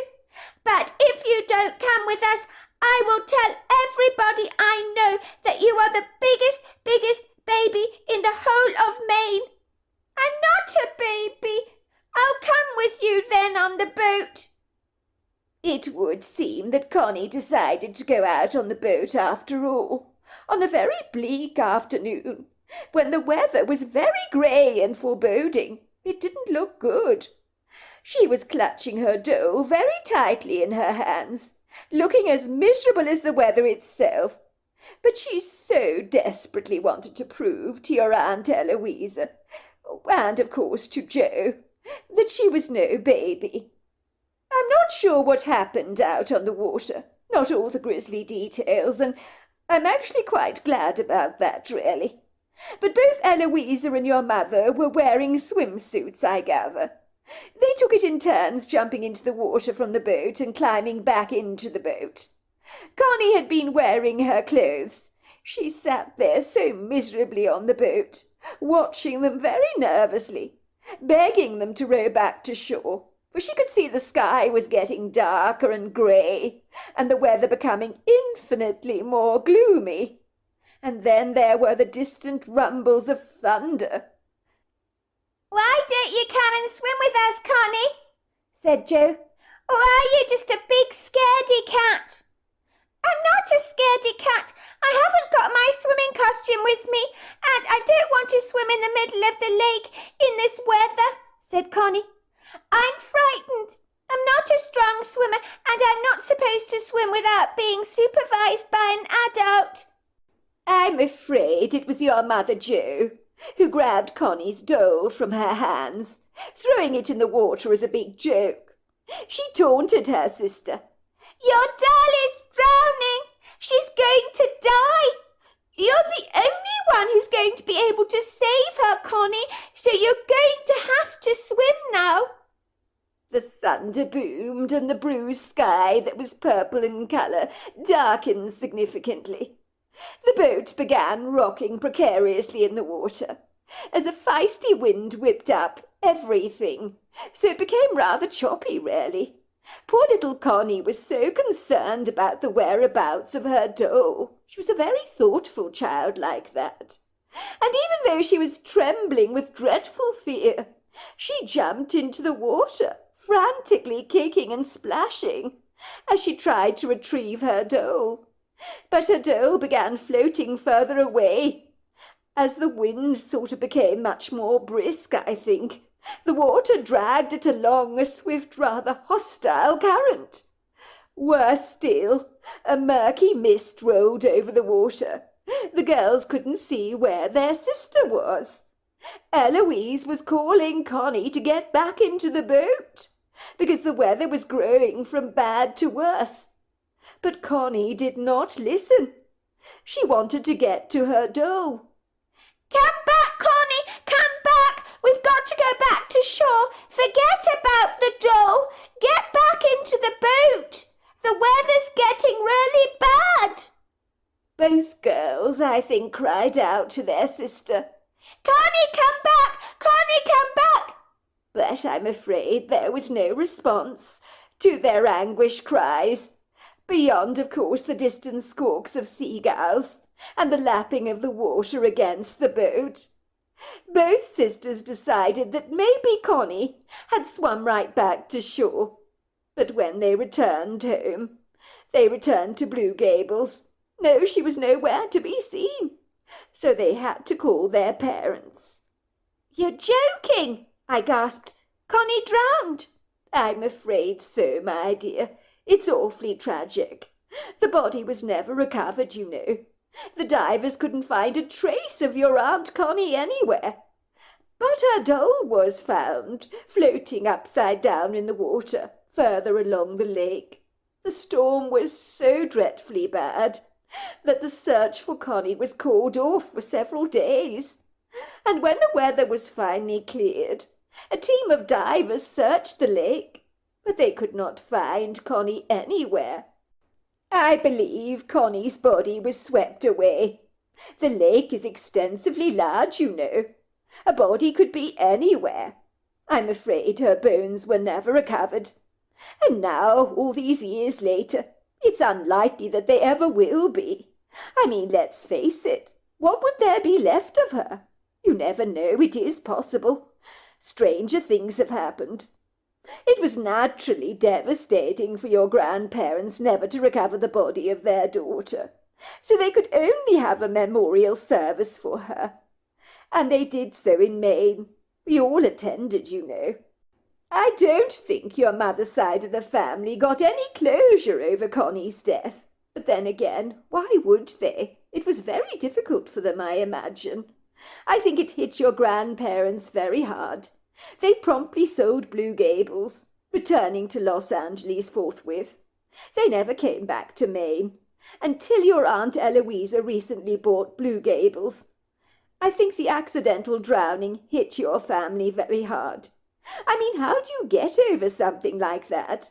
And from what you've told me about your poor mother's condition, she's not the same courageously bold girl she once was. But you must remember, it's particularly hard for her. She did lose a twin, and that's not easy. I was stunned by what Nellie was telling me. Why do you suppose my mother and her immediate family never talk about this at all? People react differently to tragedy, you know, said Nellie reflectively. I know, for example, after my father died, if I ever dared broach the subject about him with my mother, she'd immediately shut me down. She would say, "Not now, Nellie. Let's talk about your dad another time." And of course we never did. I think she thought if we shut out my father's memory, it would hurt a lot less. It may have worked for her, but it certainly did not for me. I desperately needed to talk about my father. Your family are a lot like my late mother, I suspect, adopting a very similar philosophy, out of sight, out of mind, so to speak. Think about it for a moment, Shannon. Your mother lost a non-identical twin sister. Your Aunt Eloisa, a sister. And then, of course, your grandparents lost a daughter. And perhaps in their own way they blame themselves for what happened, which is what people tend to do. I know your grandparents were absolutely furious with themselves for not locking the boathouse. And it was your mother, Jo, who threw the doll in the water, so Connie was forced to jump in after it. And then she was naturally swallowed up by the lake in such grim conditions. No wonder my mother is a complete mess these days, I confided in Nellie. I mean, her anxiety is through the roof. I then proceeded to tell Nellie that little Gracie was receiving visitations from Connie's ghost. She said she recognized the girl in the photograph as Connie, who played with her at night. I think Aunt Eloisa thought I'd found out about Connie and had persuaded her daughter to toy with her. I mean, as if I would do such a spiteful thing. I paused for a brief moment in sober reflection. I never believed in ghosts before, Nellie, but my little niece, she's not making any of this stuff up. I know she's not. I genuinely think she's seeing Connie's ghost. It's freaking me the hell out, let me tell you. Oh dear, that really is something, isn't it? Said Nellie. You do know little children can often see through the veil. It happens often to kids of Gracie's age. My guess is that if Connie is visiting your niece, then she's not exactly resting in peace at the moment. She's got some unfinished business, I suspect. You mean 'cause her body was never recovered, and all her bones are still in that gargantuan body of water? More than likely, said Nellie. The tragedy is her bones are unlikely to ever be recovered. There are hundreds of properties around the lake. A body could be absolutely anywhere.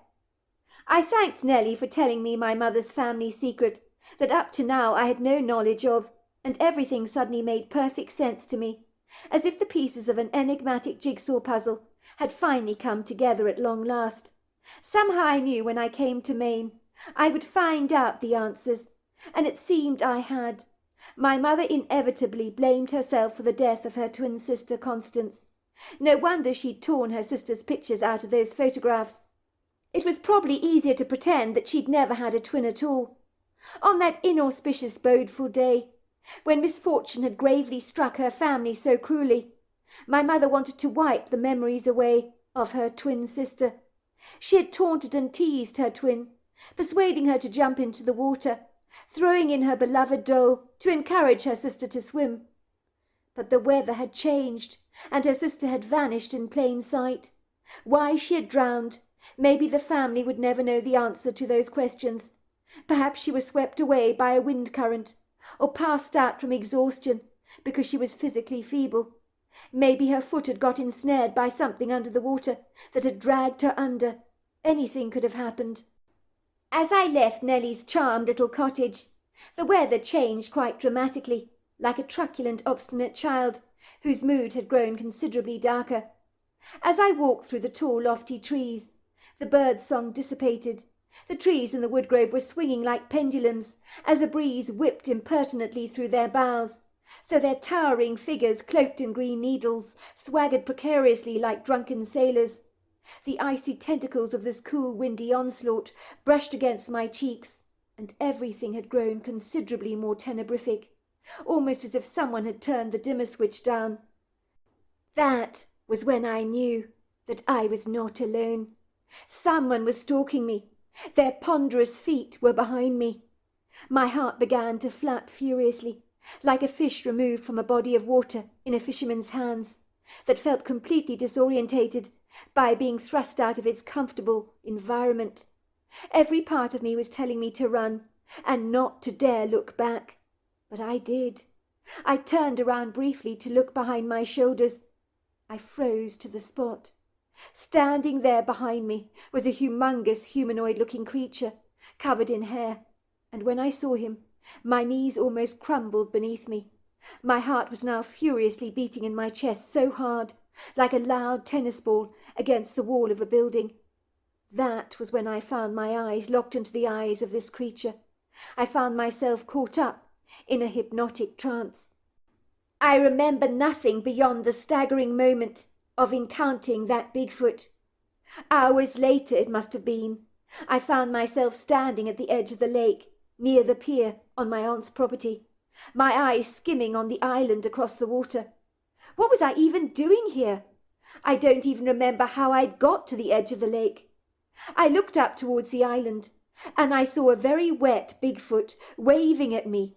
What was he doing? He was pointing to a spot between the trees hanging over the edge of the water. "She's here! She's here!"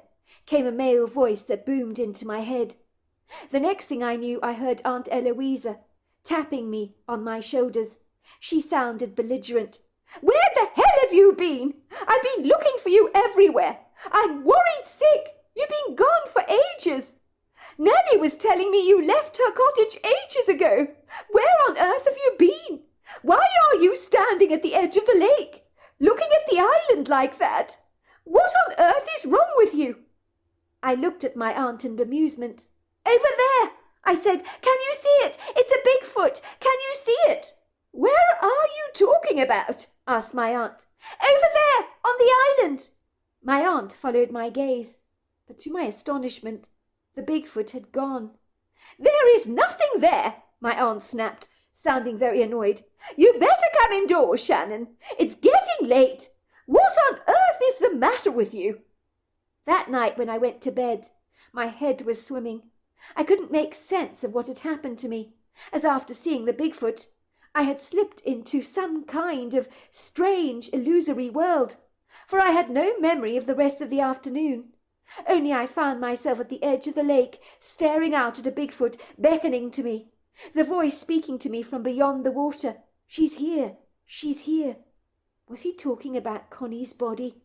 I didn't think he could be talking about anything else. If I had any doubts about what had transpired, the next day things got considerably more weird. After I'd experienced an unusually lucid dream the night before, the likes of such I have never experienced before or since. I had been standing at the lake, as I had done in the afternoon. The Bigfoot was beckoning to me again from the island in the water. He was saying, "She's over here, she's over here." And then I physically saw a girl in a white dress. She was holding the Bigfoot's hands. She was looking up at me pleadingly from across the water between the trees on the little island. There was no mistaking in my mind as to who this girl was. I had seen her pictures in the photographs. This was my mother's sister Constance. "Tell them I'm over here," she told me. "Tell them to talk about me. Tell your mother it was an accident. All is forgiven. But they mustn't forget me. They must talk about me, or the wound, it'll never ever heal." The Bigfoot was looking at me earnestly across the water. "Tell them she's here. Tell them she's here." The following morning, when I woke up, I was incredulous, because my bed was full of leaves and dirt. My feet were filthy and covered in scratches and scuff marks. My pajama bottoms were torn and shredded. There were even leaves in my hair, and I had no explanation for any of this, and certainly no memory. But I knew that what had happened was beyond my understanding. So I hurriedly woke up my aunt in the early hours of the morning to tell her from start to finish what had happened to me. My aunt's face went as white as a sheet. "You know, when I put little Gracie to bed last night, do you know what she told me? She told me that Connie had visited her, and that she told her that I must listen to what you had to say, that it's very important, and then you come out with all of this stuff. Connie is reaching to us from beyond the grave, and she's right. We must continue to talk about her. I will certainly get some divers to search the edge of the island, around the tree that you were pointing to." By all accounts, everything miraculously changed in our lives after my lucid dream, with a Bigfoot and the ghost of Connie herself. The divers found the scant, rather bedraggled remains of Connie, which the coroner said had been miraculously preserved between some branches of trees that had slowed down the decomposition of the bones, keeping them in remarkably good condition. The body was found in the exact location the Bigfoot had pointed out to me, and when my mother's side of the family learnt about what had transpired, everyone opened up about Connie again, sharing precious memories that had been buried in the past. Everyone healed, most especially my mother, who became a woman I barely recognised anymore, fun-loving, easy-going and carefree, as she had been as a child. We had a proper funeral for my mother's sister in Maine, and after her bones were put to rest, it was as if a heavy weight had been lifted off our lives. One thing I do know is the Bigfoot I encountered was real, but this creature could see beyond the veil, and was helping out a spirit in distress, Connie, reach out to us from beyond the grave. So that was why he was watching me when I returned to Blue Gables. It was me he was tending to reach out to. So there you are. That's my story. Wow, I don't know what to say. That is the most incredible story. I'm sure you all agree with that. Wow. And I can see that, when you have a tragic event that you feel responsible for, you think you're responsible for your sister dying tragically in such a fortuitous event. It's very easy to blame yourself, and it's hardly surprising that this poor woman fell apart. And thankfully, after the body was recovered, the family's secrets all came out, and what an incredible healing they must have had.